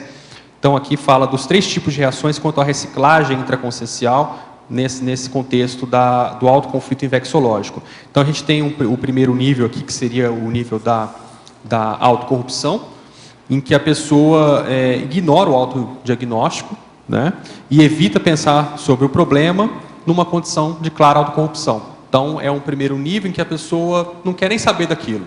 Não é isso não. Tal, e vai empurrando com a barriga, né? Um outro nível em que a pessoa já começa a ter problemas com essas autocorrupções dela, com esses autoconflitos, e aí ela cai numa condição de vitimização. Ela começa a sentir os efeitos disso na vida dela, na programação existencial. E aí, então, ela já admite esse autodiagnóstico, ela já sabe, então, que ela tem esse autoconflito, porém, ela não enfrenta a condição do conflito ainda e ela se mantém numa condição de autovitimização. Ou seja, ela vê ainda sobre uma ótica trafarista, pessimista, se depreciando, né? E uma outra condição, que já seria a melhor, a condição ideal, que é a do autoenfrentamento, né? Isso não necessariamente acontece dessa forma aqui, a gente colocou de uma maneira didática, né, para que haja o entendimento. O ideal é até que houvesse essa condição o mais rápido possível desse autoenfrentamento, da pessoa tirar o proveito desse autoconflito, ser algo positivo, inclusive, para a autopesquisa dela, para a evolução dela, né? Então, ela já admite esse autodiagnóstico e ela busca com sinceridade enfrentar essas condições aí com os recursos da Conscienciologia, principalmente os que a gente já falou aqui, Consciência Cobaia, os cursos da Conscius, os cursos da OEC, a Consciência Terapia, que ela possa aprofundar mais especificamente no contexto dela, quais são as reações específicas dela com relação a isso. Certo. Agora, professor Alexandre, na parafatologia, na página 2, segunda linha, a sinalética energética parapsíquica pessoal pouco aplicada evolutivamente. Você poderia explicar? O que eu vejo é que essas sinaléticas, no caso do inversor existencial, é muito frequente que a pessoa já tenha um certo nível de abertura do parapsiquismo dela, que pode ser maior ou pode ser menor, e muitas vezes ela não leva a sério aquela condição. Foi perguntado então aí no começo da tertúlia sobre as amizades ociosas, né? Então, a gente pode retomar esse ponto e ampliar sobre essa ótica da sinalética. Então, um ponto que a gente poderia perguntar para essa pessoa, novamente, é: qual é o teu nível de sinalética em relação a essas suas amizades? O que você sente extrafisicamente? Quais as suas percepções extrafísicas em relação a esse grupo no momento de interação com essa equipe? Você sente assédio? Você sente amparo? O que você interpreta dessas condições? Então, isso é um exemplo para mostrar. E o problema, às vezes, na questão aí do jovem, do praticante da INVEX que está iniciando, é que nem sempre se dá valor a essas sinaléticas, né? A gente estava comentando com o Marcelo também, Pasculin, há pouco, sobre a questão das redes sociais, sobre a questão de uma série de pontos que essa nova geração tende a ser mais dispersa. E nesse ponto, então, a gente pode avaliar qual é o nível de interferência nisso na sinalética. Se a pessoa não tem um momento de solidão, vamos dizer assim, expositiva, onde ela fica sozinha com ela mesma e ela se depara com as reações pessoais dela, o que ela está sentindo, o que ela está pensando, como é que ela vai desenvolver a sinalética dela, né? Então, esse é um ponto crítico do ponto de vista do autoconflito invexológico, porque muitas vezes esse autoconflito invexológico pode ser sanado através, inclusive, das sinaléticas dela, né? O que ela percebe, de fato, do ponto de vista extrafísico? Assédio, amparo, e o que ela está fazendo com isso? Então, é nesse ponto que a gente está frisando aqui a relação de uma coisa com a outra. O inversor ele tem que botar um foco sério nisso, na questão desse desenvolvimento da sinalética, porque isso só vai ajudar ele em tudo que ele fizer, inclusive nessa condição aqui do alto conflito invexológico. Se a pessoa está com alto conflito invexológico e isso está com uma manutenção séria disso, mostra que ela não está aplicando a sinalética dela. Se ela tem, minimamente que seja, ela não está colocando em prática. Não serve para nada essa sinalética dela. Para que ela está aplicando isso? Né? Então, é nesse sentido que a gente colocou aqui. A sinalética ela tem que ter uma aplicação prática do ponto de vista evolutivo. Né? Agora, o verbetógrafo. Em binomiologia, página 2, gostaria que comentasse o binômio invex-desperticidade. O binômio invex-desperticidade, no meu ponto de vista, ele mostra aí o start, o início, e o final, que seria a mega-meta. A inversão existencial, então, é uma técnica evolutiva que a pessoa começa a aplicar desde cedo, visando a sua evolução, focando na sua programação existencial e com uma série de metas e aspectos que podem ser priorizados. E a mega-meta dessa técnica evolutiva, da INVEX, é a desperticidade. Hoje pode ser até mais do que isso, do meu ponto de vista, em função aí das discussões que se tem sobre os 3 anos da desperticidade, da possibilidade de se atingir isso. Mas vamos colocar ainda como uma condição possível nesse sentido. Então, a gente pode colocar aí como uma meta factível aos inversores existenciais, né? E uma condição aí, então, para que a pessoa possa colocar como uma meta dentro da sua programação existencial. Né? O que ela vem fazendo em relação a isso. E aí, se a pessoa quiser aprofundar, não sei o que mais que a pessoa pensou aí, mas é um capítulo interessante, é o meta do inversor aos 40 anos de idade, que envolve aí claramente a questão da desperticidade.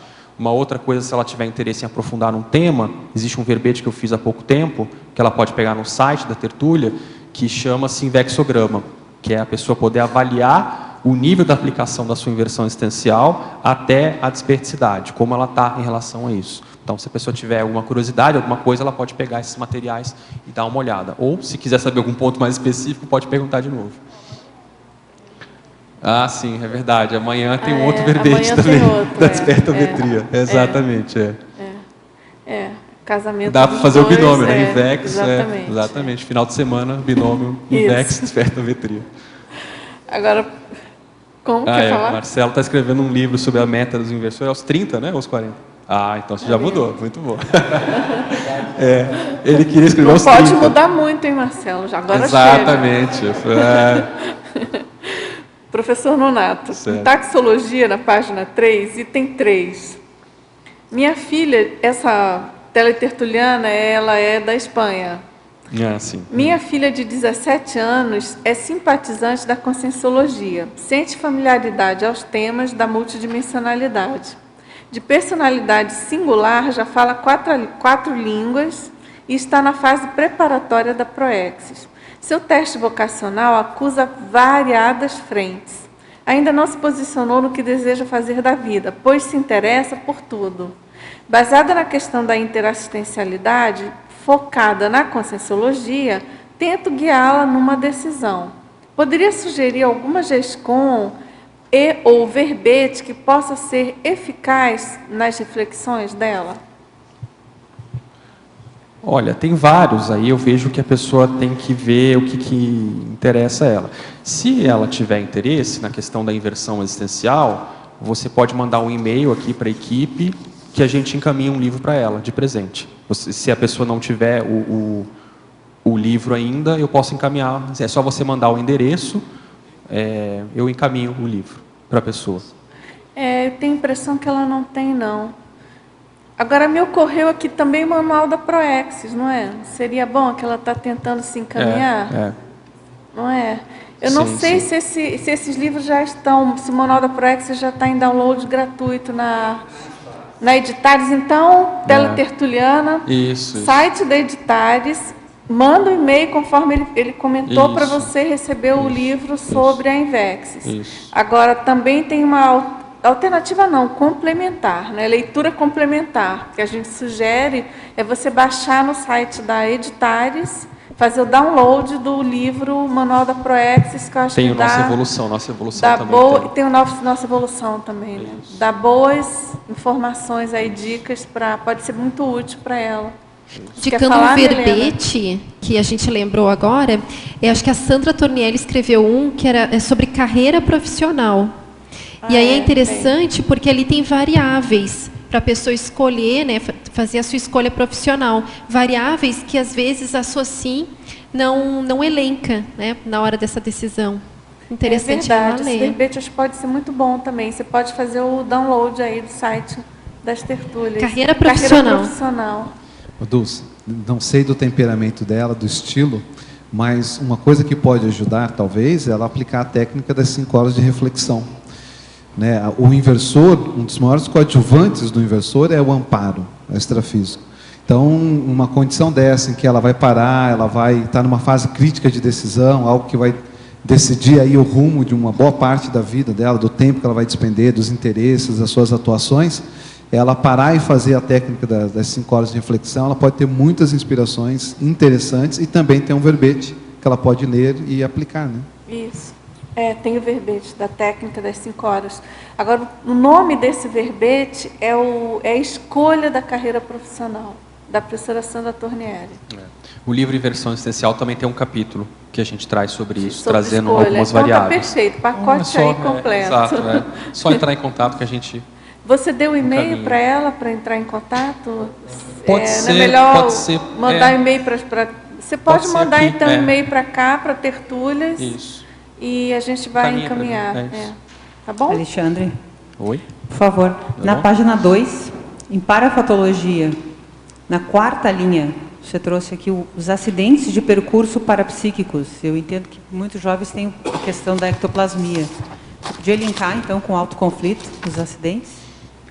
Exatamente. Eu acho que um ponto para se pensar, numa situação mais extrema, até que ponto um autoconflito invexológico pode ser um início gerador de algo mais sério, mais grave, como um acidente de percurso parapsíquico, né?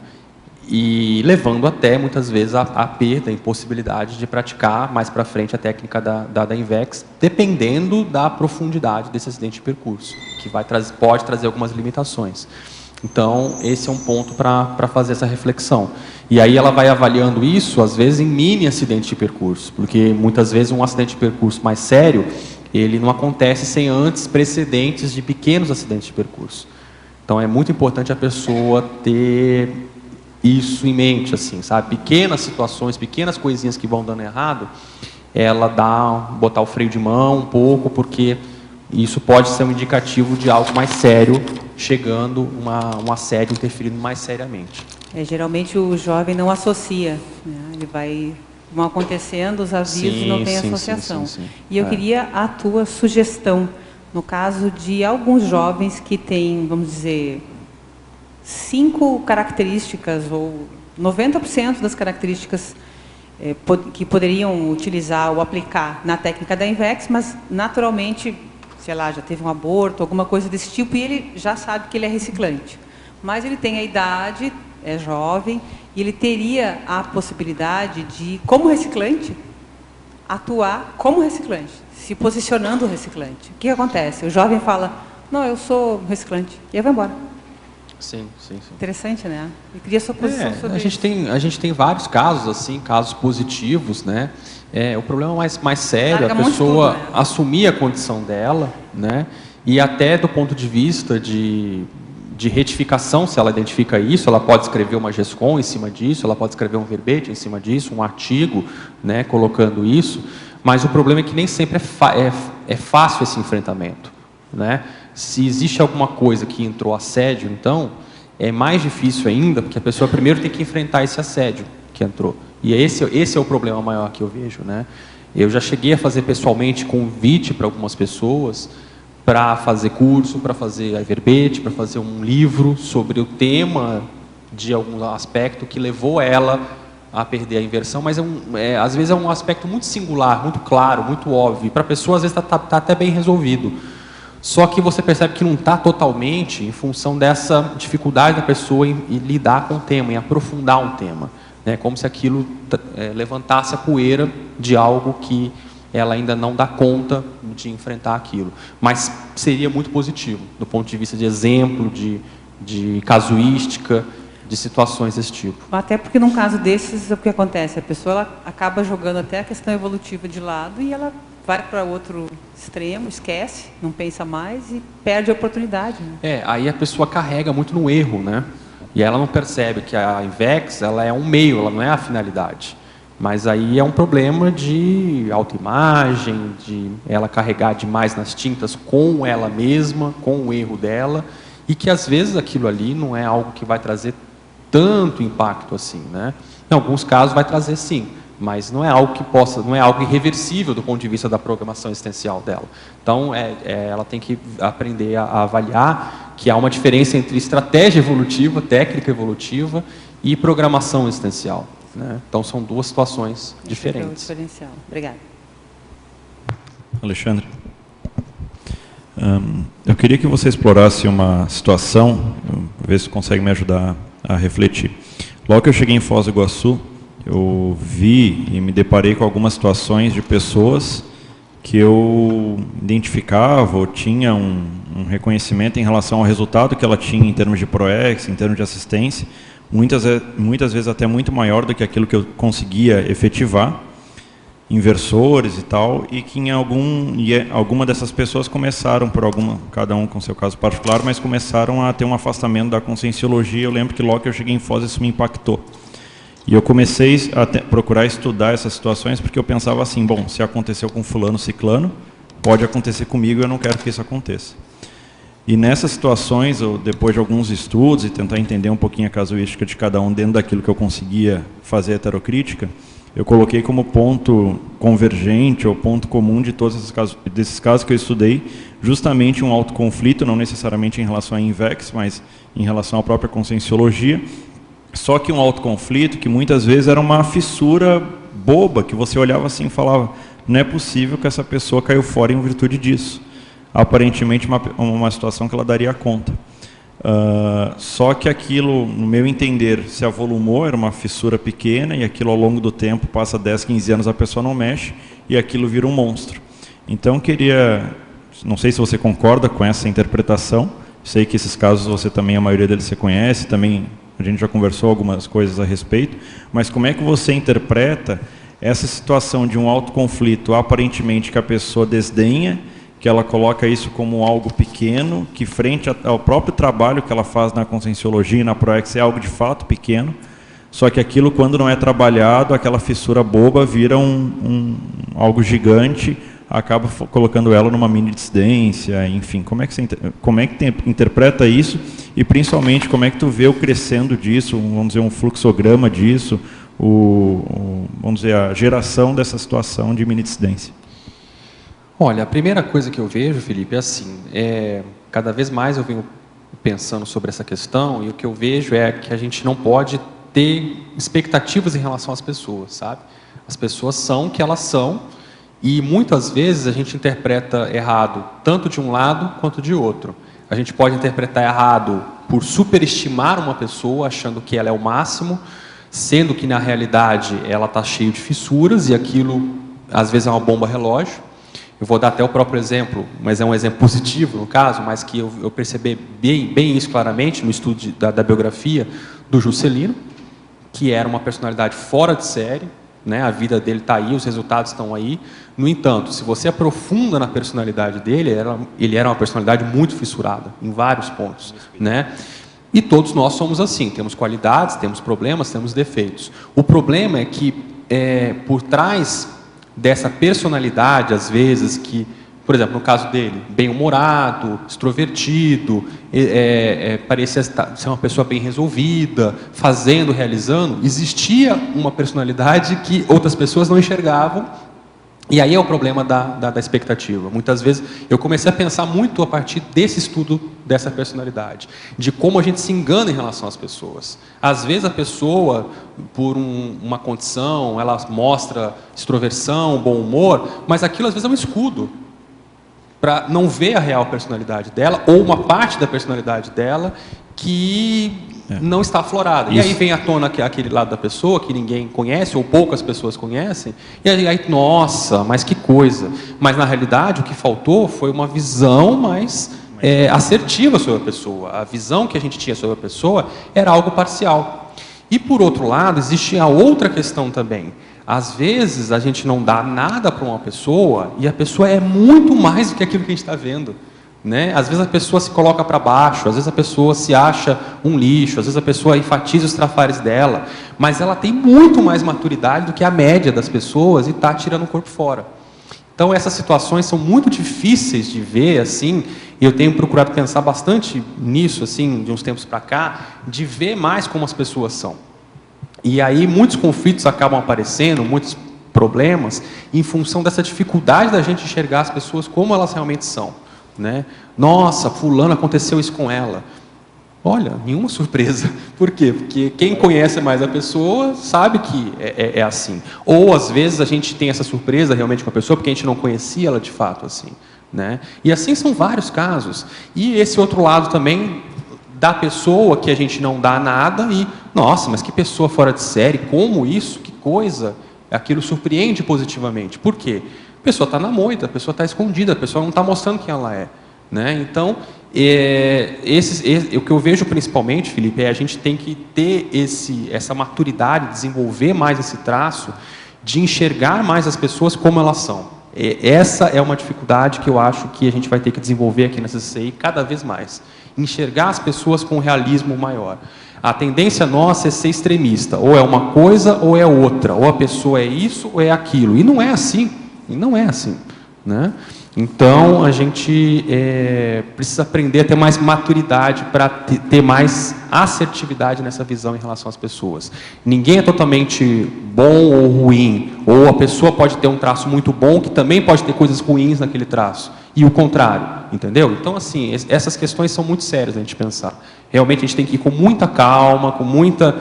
tirar os apriorismos em relação às pessoas e estar procurando sempre enxergar realmente assim com uma nova abordagem para ver se a gente consegue captar melhor algumas questões. A gente se precipita demais e às vezes há um apriorismo em relação a isso. É isso que eu vejo de uma maneira geral. A gente tem que ter muito cuidado para abordar e aí aparece justamente em situações como essa, onde há o elemento surpresa.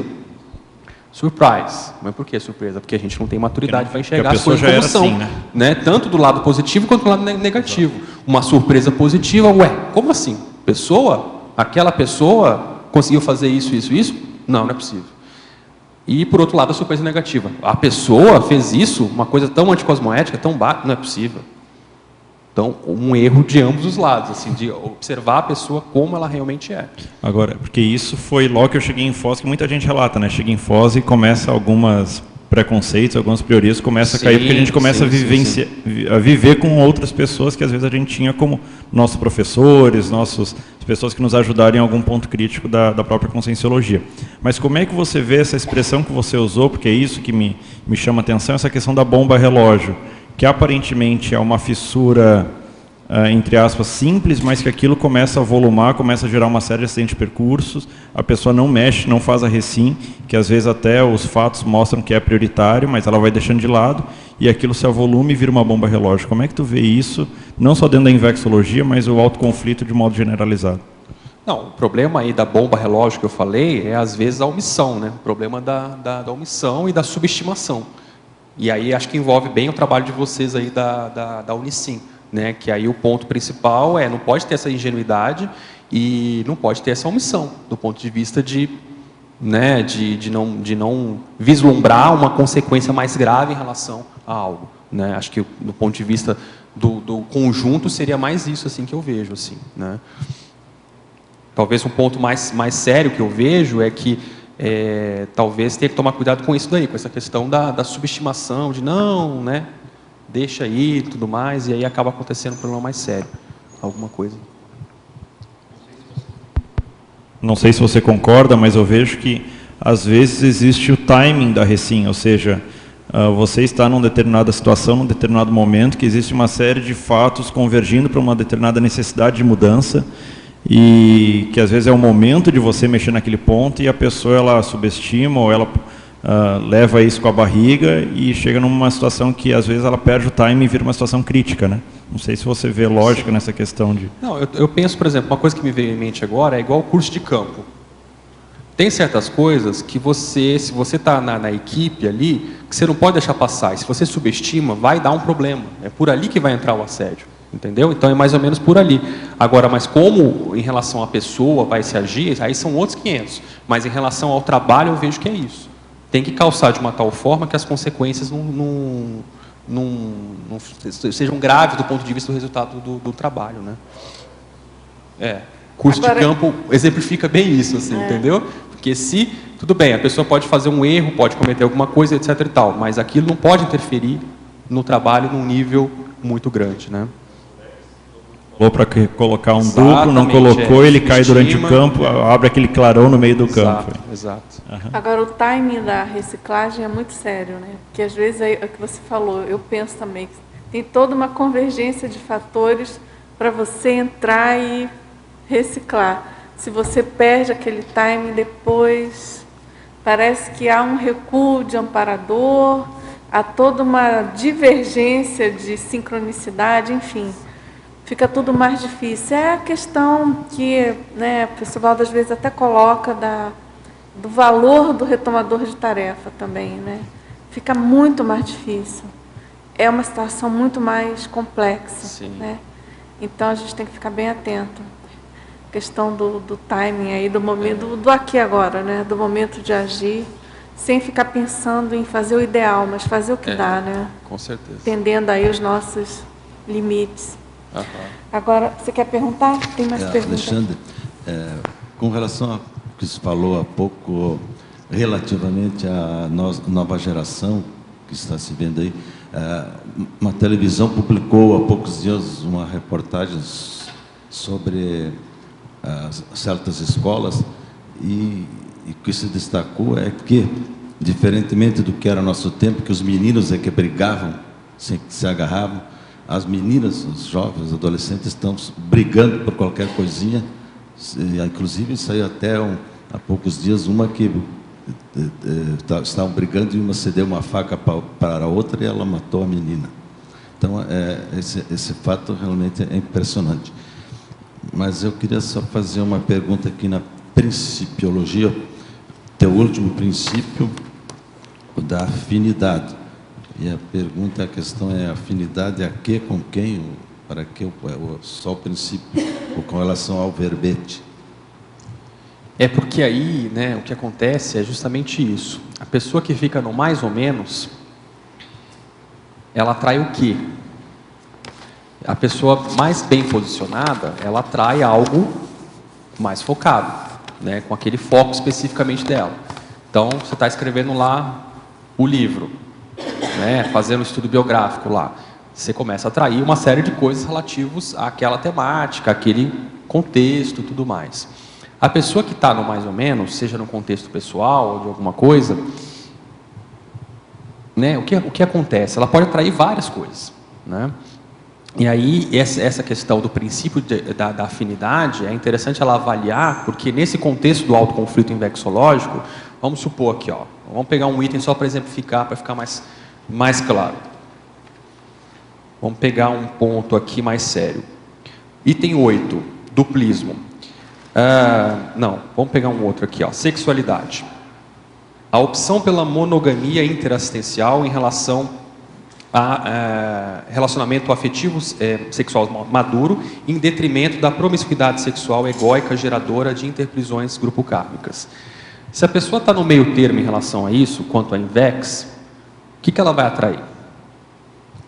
Ela vai atrair situações que vão dar brechas, que vão permitir esse tipo de coisa. E isso pode gerar uma série de consequências que vai, né, a partir de uma pequena rachadura, a rachadura vai aumentando até que chega um ponto que aquilo vira um vazamento enorme, um problema enorme ali que danifica toda a obra, né? Então, com relação a isso, o princípio da afinidade serve nessa situação. Se a pessoa está bem posicionada, está bem resolvida em relação a isso, não só a isso, em relação a todos os outros itens aqui, a gente pode levar essa condição, o que acontece? Pode haver uma situação que leve a isso, mas ela está bem posicionada, então aquilo não vai interferir, não vai entrar. Se ela não está bem posicionada, ela vai dar abertura para situações de diversos tipos, inclusive para esses outros elementos que não têm compatibilidade com a inversão existencial. Então, se ela fica numa condição, por exemplo, de promiscuidade, ela vai dar brecha para uma série de situações que são incompatíveis com a inversão existencial. Se ela quer levar esse tipo de vida, é um problema dela, mas ela tem que pensar nas consequências disso. O que isso vai gerar? E a incompatibilidade disso com os princípios da inversão existencial. É um princípio geral que vale tanto para o geral é o princípio para certas da afinidade. A indecisão dela mostra um princípio de afinidade, de falta de posicionamento. Às vezes ela não está querendo largar o osso para se posicionar, para ficar com tudo, vamos dizer assim, só que ela não vai ficar com tudo, né? Quer dizer, então é um paradoxo.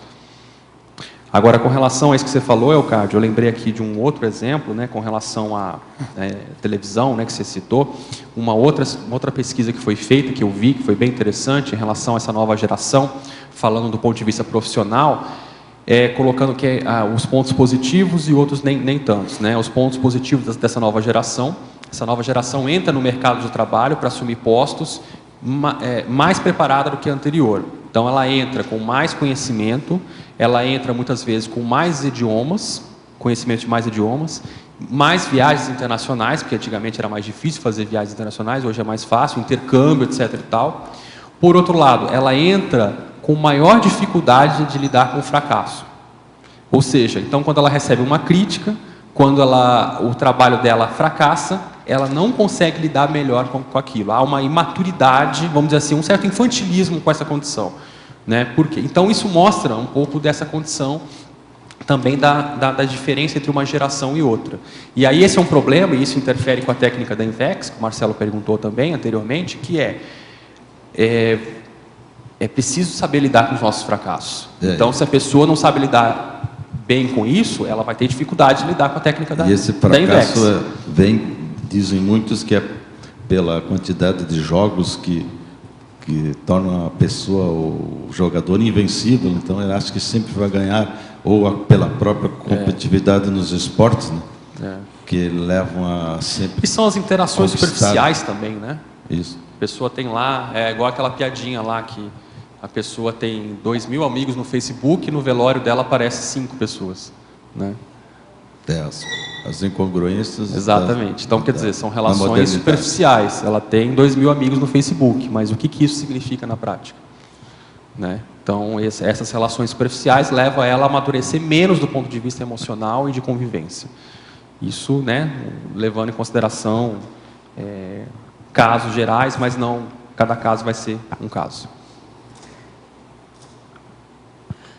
Eu ia falar que significa que tem que postar no Facebook o velório, senão não dá, né? Alexandre, eu achei interessante essa colocação que a Fafá falou, né, assim, a aproximação que tem da pessoa que é jovem. Muitas vezes ela não fica longe, né, dos inversores, porque acha que ela está descontextualizada. Aí, às vezes, a gente faz um churrasco, a pessoa fala, nossa, tem que fazer mais isso, né? Porque ela sente necessidade de estar com aquelas pessoas por afinidade, colegas de curso intermissivo, mas, às vezes, o processo da INVEX afasta ela. Seria um autoconflito, né? Um autoconflito invexológico. Você quer divulgar o churrasco amanhã também? Não. Até a semana que vem, no domingo que vem. Então, mas aí eu acho interessante que o desconflito seria o ponto aí, né? Porque independente de ser inversor, de ser um reciclante ou de ser uma pessoa que tem afinidade com a Conscienciologia, seria o desconflito que ajudaria ela a estar mais dentro do Holopensene, entendendo mais sobre a INVEX, né? Quebrando aquela barreira da desinformação no contexto da INVEX, né? O que eu vejo, Márcio, assim, só para complementar esse ponto, né? A questão do desconflito seria a condição ideal. Porém, se a gente for levar em conta a nossa condição aí de pré-despertos, eu acho que o conflito ainda acontece com uma certa recorrência. Então, o que eu vejo que talvez seja o principal, especialmente para o jovem, onde os conflitos aparecem muito seriamente, o mais sério é saber enfrentar esses conflitos, lidar com esses conflitos. Porque se eles existem e eles estão aí, né, como que eu vou lidar com eles? Ok, a condição ideal é o desconflito. Mas e se ele aparece, e se ele existe? Né? Porque se você for ver, o tema aqui é nosográfico, mas a rigor, ele não é. Porque se a pessoa utiliza o autoconflito para dar um salto na condição dela, e ela amadurece com aquilo e aprende com aquilo, ele é positivo, esse autoconflito. Mas se ele é temporário, né? Agora, se a pessoa vai empurrando com a barriga, se a pessoa se ele é nosográfico, total. Né? Tá certo, tá certo. E aí a minha sugestão é, de repente, na antonímia, poderia colocar o desconflito invexológico e resiliência no contexto invexológico. Né? Poderia ser duas antonímias que ajudariam a entender esse outro lado. Né? Pode ser sim. Ele colocou o desconflito, eu fiquei pensando, se o ideal não seria a anticonflituosidade, desconflito já é uma solução porque entrou no conflito. Né? Ele já seria uma segunda etapa e não a ideal em si. Né? Que eu acho que é muito difícil para o jovem conseguir manter um estado de anticonflitividade, até por causa das mudanças hormonais, do contexto da vida humana. Né? Sim, exatamente. Então, de repente, o desconflito já entra como uma solução do momento que ele entrou no autoconflito. Né? Era isso mesmo que eu queria trazer, que o Márcio falou. Às vezes o jovem perde uma grande oportunidade de utilizar a outra técnica, né, que não seria INVEX, mas não deixa de ser também uma grande oportunidade de reciclagem e até ter moral, falar do próprio erro. Às vezes bancar o próprio erro é a melhor forma. E aí preparar a INVEX dele na próxima. É isso aí. Agora o nosso tempo esgotou, então. Eu agradeço a participação de todos, tertulianos, teletertulianos. Professor Alexandre, nosso próximo verbete na tertúlia amanhã, tá certo? Isso, Vai ser conduzida pela professora Rosa Nader. Isso aí. De todo modo, desde já, nós solicitamos aí mais centenas de verbetes, tá certo? Tá bom.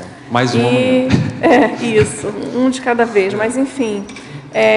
vamos aí em prol do aprofundamento aí da invexologia, entre outros temas, né? Vamos da INVEX no binômio, no crescendo, vamos dizer assim. E também ressexes também de esperticidade, né? Que a gente merece também. Tá bom? Muito obrigada a todos os nossos comerciais. Obrigada. As pontuações da tertúlia de hoje foram 27 assinaturas no livro de presença, 14 perguntas presenciais e 8 perguntas respondidas online. Hoje temos 3 recados: Neida, Evento Sectolab, Porto Alegre, CAO, Campanha Editares 2013, Nima, Acoplamentário. Boa tarde a todos. A Associação Internacional de Pesquisa Laboratorial em Ectoplasmia e Paracirurgia convido vocês a participar dos eventos que irão acontecer em Porto Alegre no período de 8 a 13 de outubro próximo. Vamos comentar hoje sobre o curso Ectoplasmia e Paracirurgia, Interassistencialidade Avançada. É um evento que vai acontecer nos dias 12 e 13, com horário de 9 horas, e será ministrado pelo professor IEPCOM Hernandes Leite. O professor Hernandes Leite é médico, cardiologista, com pós-graduação em medicina psicossomática, professor de Conscienciologia há 20 anos e também é coordenador geral da Ectolab. Os objetivos desse curso serão debater sobre a fisiologia do ectoplasta, estudar o desenvolvimento da ectoplasmia, apresentar o projeto de pesquisa multidisciplinar em ectoplasmia, abordar técnicas energéticas intraassistenciais e estudar as diferentes técnicas de paracirurgia. Nós temos também, como temas abordados, Consim ectoplasta, sintomas de ectoplasmia, laboratório de pesquisa em ectoplasmia, interassistenciologia, técnicas energéticas assistenciais avançadas, pesquisas em paracirurgia. Então, lembrando que este evento ocorre nos dias 12 e 13 de outubro, será um curso de 9 horas, será realizado no Hotel Embaixador, em Porto Alegre, e os telefones para contato são 51 3224 0707, 51 3224 0707, ou ainda 45 8802 5948, 45 8802 5948. Ou ainda entre em contato com o Centro Educacional IPC Porto Alegre, na Rua São Manuel, 189, bairro Rio Branco. Participem, estão todos convidados. Boa tarde a todos, tertulianos e teletertulianos. Eu queria convidar, em nome da Editares, para participar da nossa campanha promocional Complete sua biblioteca da Conscienciologia. E como que ela funciona? Assim, ó, pessoal, na compra a partir de R$50, você tem direito a 1 cupom. Se você for amigo da enciclopédia, você tem direito a 2 automaticamente. E se você comprar a partir de R$150, você tem um desconto de 20% na compra dos livros. Aí, quando você vai lá na livraria e compra o teu livro, você recebe um cupom, e dentro desse cupom nós temos um código alfanumérico. Aí você vai entrar no nosso site, no www.editares.org/campanha 2013, você vai cadastrar esse código para você, de fato, poder participar do nosso sorteio. E quais são os prêmios? Nós temos duas modalidades de prêmio. A primeira é o kit básico do pesquisador, contendo 2 bibliocantos, uma caixa de canetas pretas, uma caixa de canetas marca-texto, uma caixa porta-objetos do pesquisador, uma lupa, 10 pastas L, um par de luvas de lã, um relógio com temperatura, um suporte de livro e uma revista da Holotecnologia. E esse sorteio vai acontecer no último domingo de cada mês. Já começou, a nossa campanha começou 7 de agosto. Agora, dia 29 de setembro, teremos o nosso primeiro sorteio dos kits. Serão 2 kits por domingo. E o nosso prêmio principal será uma imersão mental somática de 7 dias em uma das Cognópolis. A de Foz do Iguaçu, Aracê, Pedra Azul ou a de Saquarema. A pessoa que ganhar, ela vai poder escolher em qual ela vai querer participar, com direito à passagem, hospedagem, café da manhã e traslado. Então, pessoal, vamos reurbanizar o mundo, começando a partir da nossa biblioteca, do nosso escritório, da IC onde a gente voluntaria. Muito obrigada. Boa tarde. O CAEC convida você para o acoplementário de 20 a 22 de setembro, no próximo final de semana, com os EPICONs João Bonassi, Marina Tomás e Amin Lascani. Para fomentar as avaliações de pesquisa, o CAEC oferece a temática autoconscienciometria, que vai ajudar nesse processo de autopesquisa da Consim, invexológica, ou inversora, ou a que aplica a RESEX. Participe dessa imersão em laboratório grupal, facilitadora da harmonização intraconsciencial. As inscrições são feitas na recepção do CAEC. Esperamos por você. Obrigada. O verbete da manhã é Despertometria, especialidade pré-despertologia, autor professor Alexandre Nonato. Obrigada e boa tarde a todos.